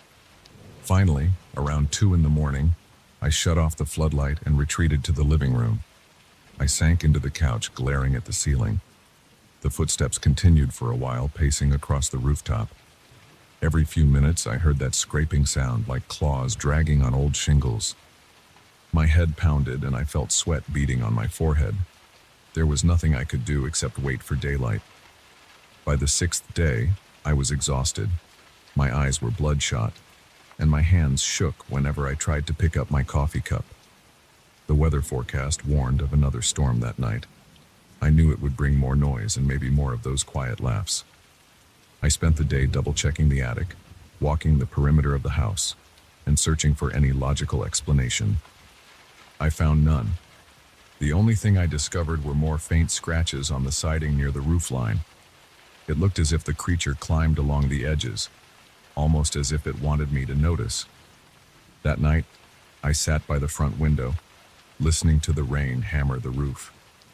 The wind whipped water against the glass, making it hard to see anything outside. Lightning flashed now and then, revealing the silhouette of the porch railing and a bit of the yard beyond. The thunder shook the windows, rattling the panes. My body tensed at every flash. Then I heard the laughter start up again, mixed with the sound of rain. It rose and fell, then stopped. My throat went tight. I felt my heart race as I stared into the darkness. Between claps of thunder, I heard the footsteps again. They were slow this time, almost careful. Then I caught a glimpse of movement through the window, high up on the roof near the peak. Lightning flared, and I saw a shape for the briefest second. It stood upright, about the size of a person, but hunched. Its arms, or maybe they were wings, were folded at its sides. I felt my stomach twist. The shape vanished before I could register more details. Another flash lit the rooftop, but it was gone. My hands shook on the windowsill. I stumbled backward, trying to make sense of what I saw. The presence didn't show itself again that night, but the footsteps continued until dawn. I lay in bed, covers pulled up to my neck, feeling every beat of my heart throb in my ears. I don't know if it was trying to intimidate me or invite me outside, but I stayed where I was. I drifted in and out of sleep, jolting awake whenever the footsteps paused or the rain changed rhythm. The next morning, I decided enough was enough. I packed my bags, tossed them into my car, and locked up the house. I didn't bother cleaning up. I just wanted to leave. Before driving off, I walked to the spot where I'd first seen those footprints on the roof. The shingles were damp and stained. The footprints were still there, claw marks trailing between them. I felt a final wave of dread. Then I got in my car, started the engine, and headed back to the main road. I left that place behind, but I can still picture those prints. Sometimes I wake up, sure I can hear those slow steps across a rooftop, waiting for someone to investigate.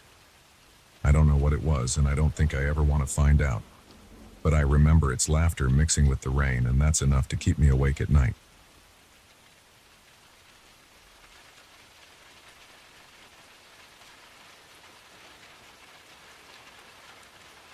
I first heard about the abandoned building from a local historian who insisted there were fascinating records of the neighborhood hidden inside. He said the place had been shut down for decades. Most people claimed there was nothing valuable left. But I felt a pull. I can't explain it in any complicated way. I just wanted to see it for myself.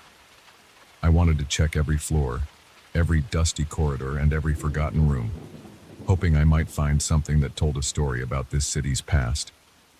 I reached the main entrance in the late afternoon. The front doors had broken glass scattered around the concrete steps. I could see a few old boards hammered across one side of the doorframe, but there was enough space to squeeze through if I ducked. I tried not to make too much noise when I entered, although it probably didn't matter. The place was obviously deserted. There was a faint smell of old books and stale air. My boots echoed on the cracked tile floor. I immediately took out my notebook and wrote down the date, the time, and my first impression. This building feels heavier inside than it looks from the outside. I don't know why I wrote that. Maybe I just sensed something off about the atmosphere. I started on the ground floor and worked my way up. Most of the lower floors looked trashed. Graffiti on the walls, broken pieces of furniture, shattered windows. I found some old newspapers piled in one corner of a hallway. They were from decades ago, yellowed and brittle. I flipped through a few pages, careful not to rip them, and jotted down any details that caught my eye. Headlines about local businesses, missing pets, announcements for community events. Nothing dramatic, but I still took the time to record it in my notebook. That's what I do. I collect small pieces of history so I can piece together a bigger picture later. By the time I reached the 10th floor, dusk was settling in. I had a flashlight, but I tried to preserve its batteries by only clicking it on in the darkest areas. Most of the floors had plenty of windows, and the late sun gave me enough light to walk around carefully. But I started noticing something peculiar. As I climbed higher, I felt a slight pressure in the air. It was like my ears popped at some point, but I couldn't pinpoint exactly when. I rubbed the sides of my head to get rid of the sensation, thinking maybe I was just tired. I paused to take a break on the 14th floor near a dusty office room. My throat felt dry, so I drank some water from the bottle in my backpack. I scribbled a note about the temperature. It seemed cooler up here compared to the floors below.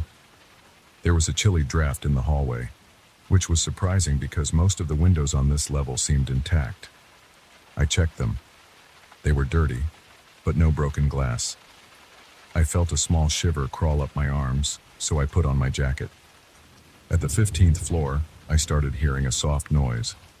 At first, I assumed it was just the wind or some loose fixture, but it had a strange quality. It was low and long, like a faint whistle.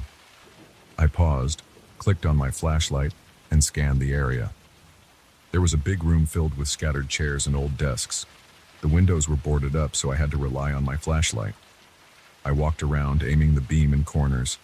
Dust particles swirled in the air, reflecting the light. I couldn't see any open vents or big cracks, so I couldn't figure out where that whistling was coming from. I tried not to let it bother me, and I continued taking quick notes about the furniture and the scattered papers on the floor. I decided to keep climbing. The building supposedly had 16 floors, plus some rooftop access. I wanted to check the top floor, then maybe the roof if it was accessible. The stairwell got narrower as I went up. The lights obviously didn't work, so I moved step by step, shining my flashlight on the cracked walls. The air felt even colder. My breathing turned shallow, and my jacket didn't seem enough to keep me warm. When I got to the 16th floor, I noticed there was only one hallway leading to a single door on the left. I expected several doors, but this floor looked different from the rest. The walls were a dull white, stripped of paint and patches. There were no decorations, no leftover furniture, nothing. I tried the doorknob. It turned with some resistance, creaking loudly. I pushed the door open and stepped into a large, empty space. The first thing I saw was a single window on the opposite side of the room. I kept the flashlight pointed at the center of that room. My heart heart pounded because it was eerily silent, except for that faint whistle I'd heard before. But now it sounded more like a soft hiss. I pointed the flashlight toward the window and noticed it was closed. The glass looked grimy and scratched. The window was set in a metal frame and there didn't seem to be any cracks or holes. I stood there for a moment, taking in the silence. Then I heard it. My name. It was quiet but clear, and it seemed to come from the direction of the window. I froze. My breath caught in my throat. My mind raced. I lifted my flashlight higher and stepped closer to the window. My name came again, a hushed, drawn-out sound that made my hair stand on end. I thought maybe it was the wind somehow forming sounds, or maybe a trick of my imagination. But I felt sure I heard it distinctly. I whispered, "Who's there?" I got no reply, just that slow hiss that almost resembled speech. I grabbed my phone. I thought I should record this. I opened a voice recording app, pressed record, and spoke into it saying, "It's January 12th. I'm on the 16th floor. There's this strange sound near the window." Then I paused to let the phone capture the hissing noise. I waited at least 15 seconds, listening. My heart pounded in my ears. After a while, I stopped the recording and played it back. All I heard was static. There was no voice, no hiss, nothing else. Just a low, crackling static. My own voice was gone too. It was like the phone hadn't recorded me at all, just a buzz. I tried again, asking questions out loud, waiting for a response and then playing it back. The same result. Total static. I felt a wave of anxiety. My hands got clammy. I kept wiping them on my pants. I moved closer to the window, but I didn't touch it. I shone my flashlight across the glass. I noticed faint fingerprints on the surface. They looked old. Then the hissing returned, and it sounded like it was saying my name again. My stomach twisted. I reached out to the window frame, thinking I might open it, but I stopped myself. It felt cold to the touch, almost like metal that had been sitting in a freezer. I pulled my hand away. Time passed without me realizing. I checked my watch and saw it was around 7 p.m. The sky outside had darkened. I could see only a dim glow through the dusty glass. The rest of the floor remained pitch black, except for the circle of light from my flashlight. My heart rate started to slow down a bit as I took a few deep breaths. I told myself I'd just do a quick check of the window lock, then head back downstairs. I reached for the lock. It was stiff, rusted, and covered in grime. But while my fingers hovered over the latch, I heard a distinct thumping sound. It came from the glass itself, like a gentle knock. I jumped back, nearly dropping my flashlight. The thumping repeated in a steady rhythm. It sounded like a heartbeat. I don't consider myself a superstitious person, but that moment shook me. My arms broke out in goosebumps and I felt a tingle along my neck. I was alone in that large, empty room. The only object there was the window. It looked ordinary, except it sounded like it had its own pulse. I edged backward. My legs felt weak. I backed into the door I'd come through. My mind ran in circles, trying to come up with a logical reason for what I was hearing. Then the hissing came again, more insistent this time. It stretched out my name with a metallic echo that made my teeth clench. I considered leaving right then, but curiosity got the best of me. I set my backpack on the floor, rummaged for my small audio recorder. I use an old digital recorder sometimes for interviews or notes. I figured maybe the phone's microphone was defective. I pressed the record button, held it out toward the window, and stared at the glass. The noise continued, the same rhythmic thumping and that strange hiss. I whispered a question. "What do you want?" The hiss didn't form words, but I felt like it was calling to me, urging me closer. After a few minutes, I stopped the recording and played it back. Static. The entire track was a wash of static with occasional pops. No voice, no hissing, no heartbeat, just a dull crackle. I felt my pulse hammering in my ears. My chest tightened, and I had trouble inhaling. I blinked away, the sweat dripping into my eyes.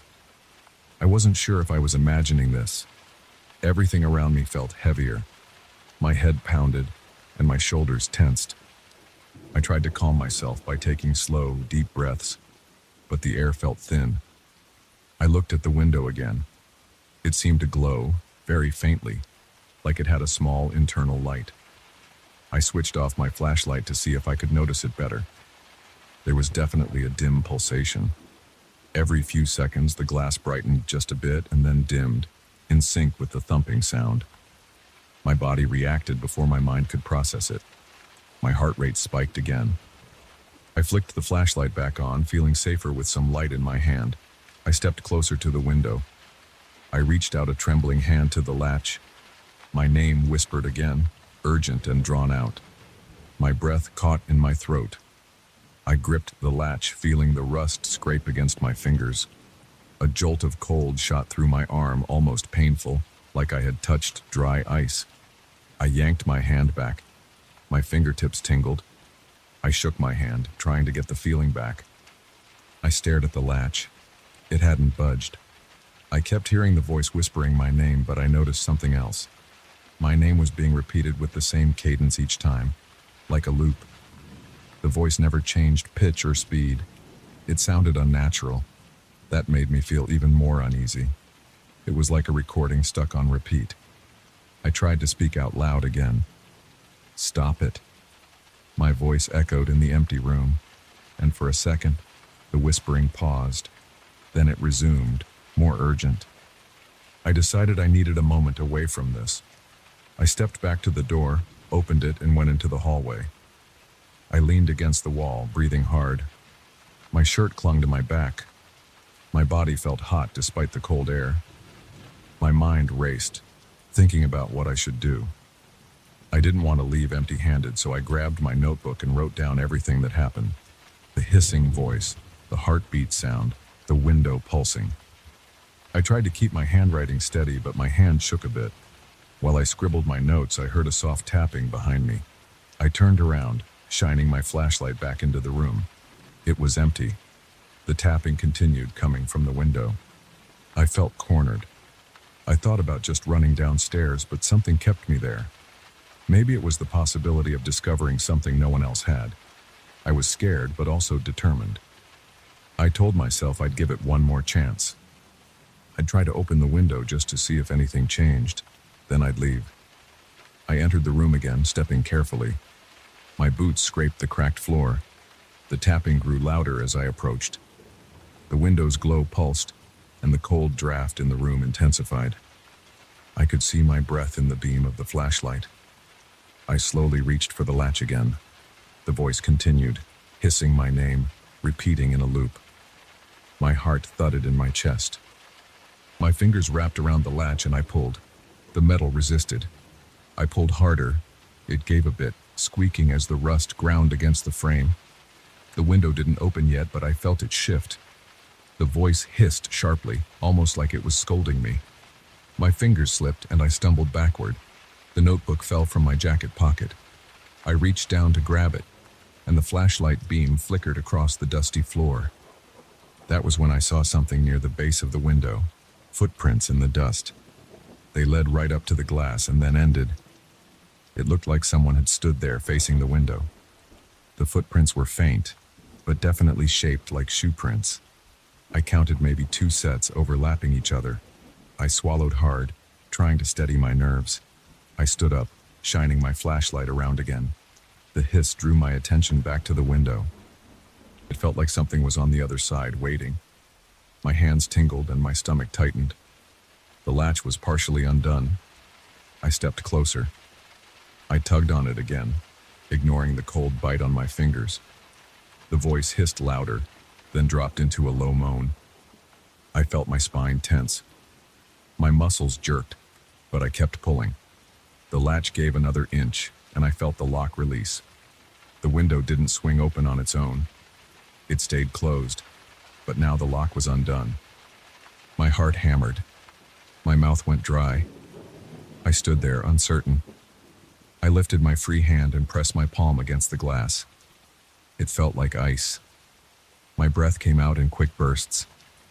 The glass vibrated under my hand, like there was a pulse inside. I shut my eyes for a moment, but I couldn't keep them closed for long. I pulled my hand away, The glass was dry, but my palm felt damp with sweat. The voice repeated my name again, stretched out, almost quivering. I couldn't record it.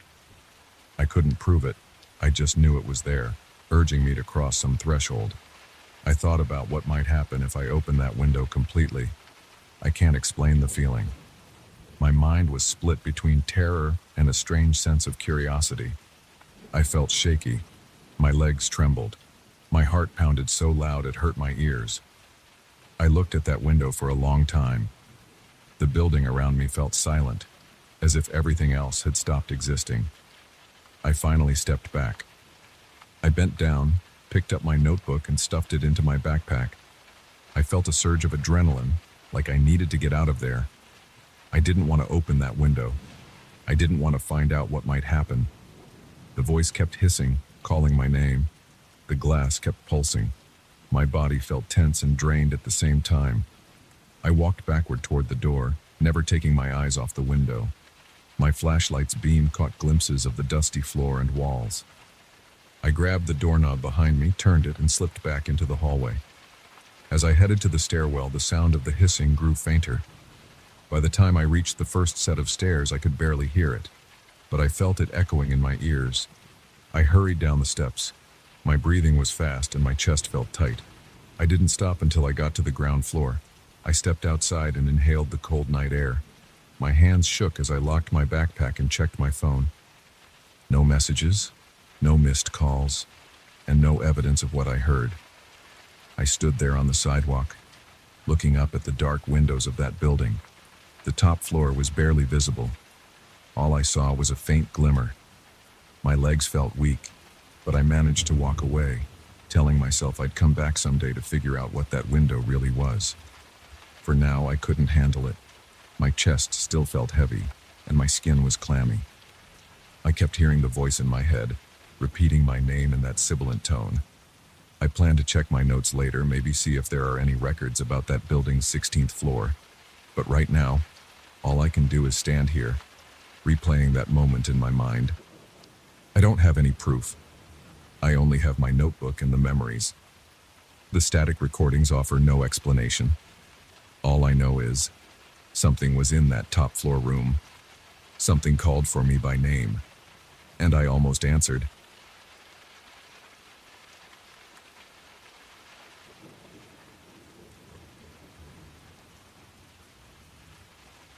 I never expected to find a narrow passage inside the walls of my own home. The building is old, sure, but I figured any hidden spaces would have been sealed up or discovered long ago.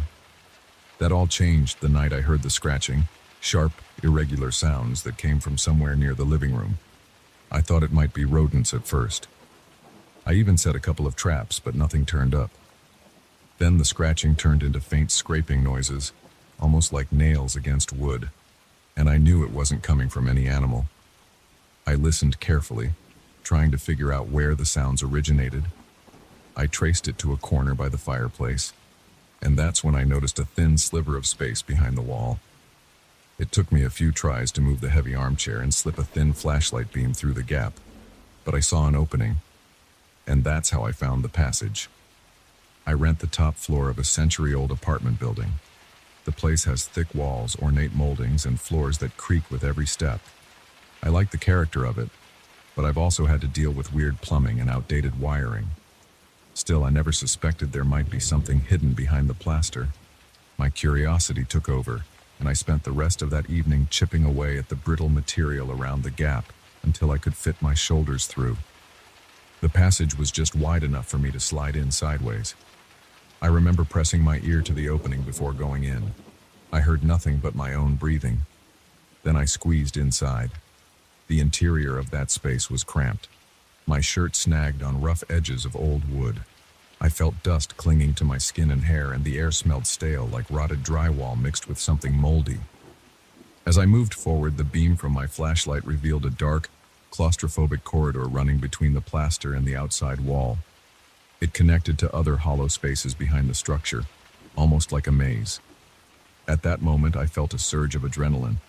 Part of me wanted to back out immediately, but I pushed forward, drawn by the idea that there might be more to discover. A few yards in, I came across markings on the wooden support beams. They looked like letters, but they weren't in any language I recognized.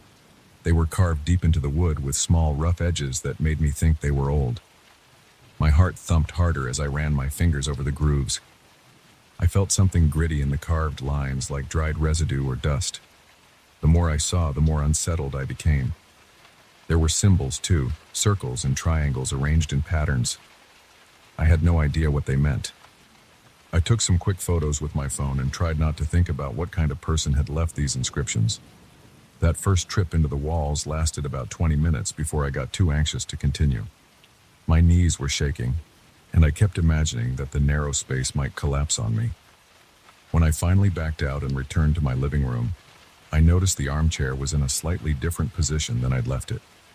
It was almost unnoticeable, just a few inches off. I assumed I'd bumped it when I came through, so I brushed it off. But the seed of unease had been planted. The next day, I couldn't stop thinking about what I had found. I woke up early, feeling unrested and tense. I grabbed a coffee, stared at the portion of the wall I had chipped away, and decided to investigate more thoroughly. I told myself I'd set up my phone to record audio in there, just in case. I folded a small digital recorder in my jacket pocket, and then slipped back into the passage. This time, I went farther. The corridor was tight, and I had to turn sideways to slide between certain beams. My flashlight occasionally caught glimpses of other inscriptions, more of those strange letters and symbols.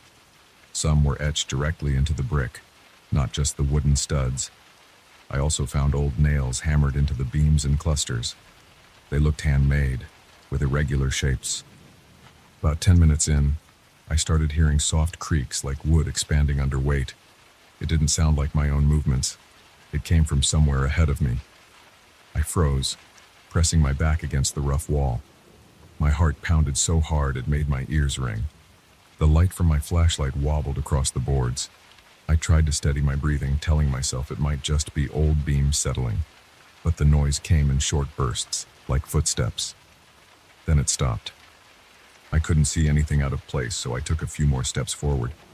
My foot brushed against something on the floor, a small metal object that clinked against my shoe. I bent down and picked it up. It was an old key, rusted and worn. I held it in my palm, wondering how it got there. My body felt cold, and I realized I was sweating. I continued until the passage opened up slightly into a vertical shaft that ran along a row of pipes. From there, I could see faint lines of light seeping through the cracks of the wall. It looked like I was behind my bedroom closet or maybe near the hallway. I couldn't tell for sure. The air felt heavier in this spot. There was a foul smell that reminded me of wet basement floors. I tried to keep breathing shallow. Then the scratching started again, behind me this time. I spun around, shining my flashlight across the corridor. Nothing moved. But the sound persisted, as if something was raking its claws against a beam. It only lasted a few seconds, then silence. I decided I'd had enough. I slowly made my way back, careful to keep my flashlight pointed ahead so I could see where I was going. The entire time, I felt like I was being watched. I was relieved when I stepped back into my living room. After that second exploration, things got stranger in my apartment. I started noticing small changes in the layout of the furniture. My coffee table would be slightly angled one morning, or the bookshelf would have a gap on the left side instead of the right. I asked the landlord if he had come in while I was out, but he denied it. I tried to dismiss these oddities, but every time I turned around, something else seemed off. The floor plan felt different, as if certain walls had shifted. I could have sworn the hallway to my bedroom was narrower one afternoon than it had been the day before. I even measured it in desperation, but the numbers were inconclusive. I thought I was going crazy. I decided to confront my confusion by going back into the passage. That was my third time.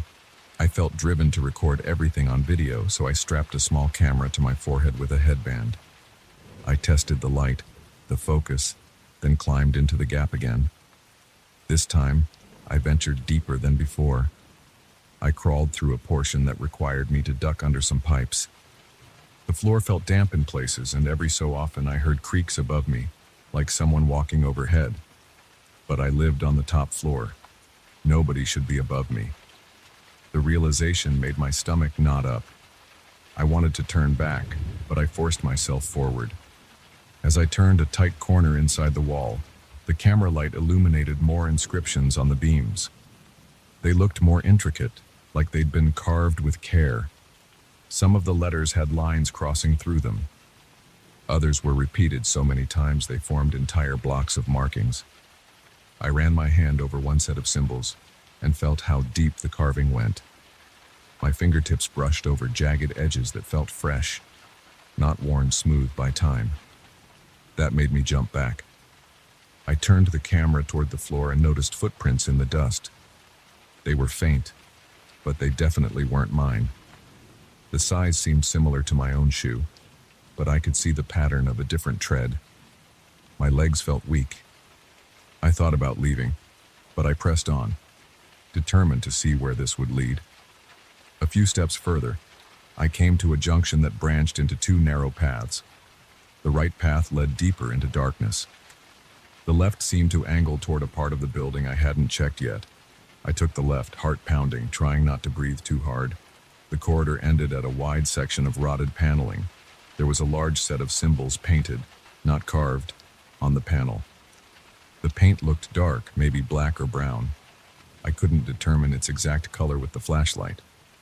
I leaned in, seeing that the lines of paint were bumpy, as if it had been layered on thick. And then I heard a whisper. It sounded like a single word, very faint. I snapped my head around, shining the light behind me. No one was there. My breath caught in my throat. I stood absolutely still, straining to hear anything else. Only silence. I tried to calm down by wiping the sweat off my forehead. Then I took a closer look at the painted symbols. I could see letters that resembled the earlier carvings, plus a new shape, like an elongated hexagon with small lines radiating from each corner. I didn't understand any of it. I just felt dread rising in my chest. Suddenly I heard a soft scratching again, from the direction of that rotted panel. The wood quivered, like something was on the other side. My arms prickled with goosebumps. I held the camera steady, but my flashlight flickered.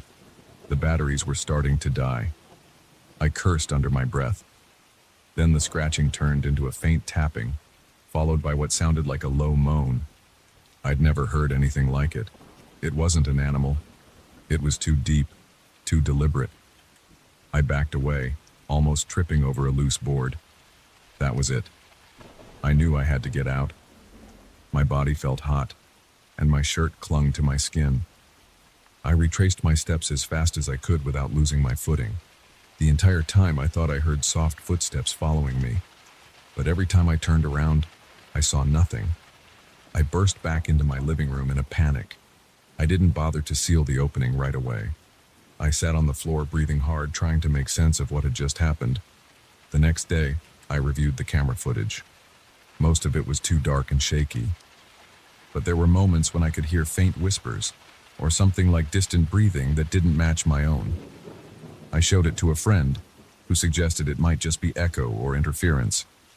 I wasn't satisfied with that explanation. My friend also noticed how those footprints in the dust looked fresh. That spooked him, but he shrugged it off, saying maybe maintenance people had used the passage in the past. That didn't explain the shapes and carvings. Over the following week, the occurrences in my apartment escalated. I would leave the living room to grab something in the kitchen and return to find a chair turned around. Drawers I knew I had closed would be open. My bedroom door would close on its own, and the handle would sometimes rattle at night. I stopped sleeping well. I lay in bed, heart pounding, waiting for noises. Most nights I heard faint clicking sounds in the walls, along with soft rustling. I started carrying a flashlight with me everywhere, even into the bathroom.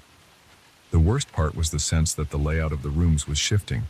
The angles of the walls seemed different on certain days. I stood in the hallway and felt like the door to my bedroom was a few inches off from where it had been the night before.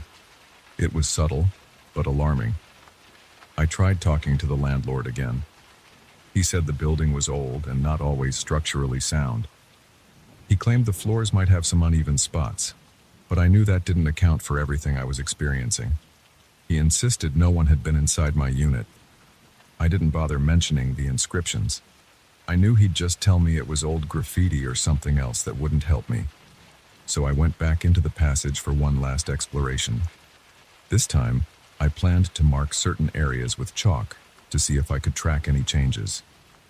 I slipped in, carrying an extra flashlight and some colored chalk. I drew small X marks on the wood every few yards. I also put marks on the floor. The corridor was silent, except for the occasional groan of old boards. As I moved deeper, I noticed that some of my old footprints were gone, almost like the dust had been disturbed or swept away. I felt the hairs on my arms stand up. I could see faint scuff marks that didn't match my shoes, heading in a direction I hadn't explored before. My pulse quickened, but I forced myself to follow them. I tried to keep quiet, moving slowly. The corridor led to a chamber-like area behind the stairwell. I'd never known such a space existed. It was about 6 feet wide, with decaying boards overhead. In the center, there was a small makeshift table of sorts, just a plank of wood resting on 2 bricks. On it lay a bundle of dried sticks tied together with what looked like old twine. Underneath the sticks was a piece of parchment or leather, covered in those strange characters. My mouth felt dry as I knelt down to get a closer look. I reached out to touch the writing, but I hesitated. The air smelled of old earth and something pungent, like a chemical or herb. I shone my flashlight on the parchment. The characters were drawn in thick lines of a dark substance, maybe ink. Without warning, I heard a hiss behind me, like a sharp intake of breath. I jumped and spun around, nearly dropping my flashlight. The beam swept across the chamber, but I saw nothing except dust particles floating in the air. My heart hammered. I backed away from the makeshift table, keeping the light pointed ahead. The hiss came again, but I couldn't pinpoint the source. My hands were shaking so badly I could barely keep hold of the flashlight. I turned to leave, but the corridor behind me seemed different. The passage looked narrower. I could still fit, but the boards were at an angle as if they had shifted. I had no choice but to squeeze through. My shoulders scraped the wood. Splinters jabbed into my forearm. I swore under my breath, ignoring the pain. I kept moving, one step at a time, convinced something was right behind me. After a few minutes of inching my way forward, I reached the opening to my living room. I scrambled out, breathing hard and dripping with sweat. The opening was smaller. I don't know how, but the gap was tighter than before, and fresh plaster bits were scattered on the floor. I kicked them away in frustration, then covered the hole with a sheet of plywood I'd found in the basement. I didn't seal it completely, but I blocked it well enough to stop me from going back in. For the next several days, I tried to ignore the sounds. I tried to act like everything was normal. But at night, the building's walls made subtle popping noises, as if the space behind them was shifting again. Sometimes I heard whispers, too soft to make out any words, but definitely there. Now, every time I walk through my apartment, I pay attention to the position of every piece of furniture. If a chair is moved even an inch, I notice. A week ago, I would have thought I was going nuts, but I know better. There's something, or someone, in those walls. I don't know what they want. I don't even know if they're human. I only know that the carvings, the footsteps, the whispers, and the realignment of walls and furniture keep happening. They aren't random. The building feels alive in a way that sets my teeth on edge. I plan to move out soon, but part of me hesitates. What if leaving doesn't solve the problem? What if the building's secrets follow me? I haven't been back into that corridor since.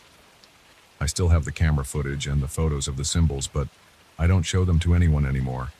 There's no point in convincing others. I hear the noises at night, and I see the subtle shifts in my living space. That's enough proof for me. So I sit here hearing the faint scraping in the walls as I write this down. I can't explain what's behind there. I only know I found something I wish I hadn't. And whenever I think about investigating again, I feel a clenching in my chest that stops me from lifting the plywood cover.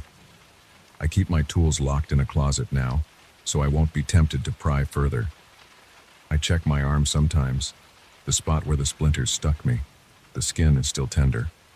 It's a reminder of how real this is. Nothing in those narrow spaces feels safe. The building changes when you're not looking. And I can't shake the feeling that whatever lurks inside those walls is waiting for another chance to show itself. I'm not sure how much longer I can endure it, but for now, I remain here. Eyes open, ears alert, heart pounding with every subtle creak.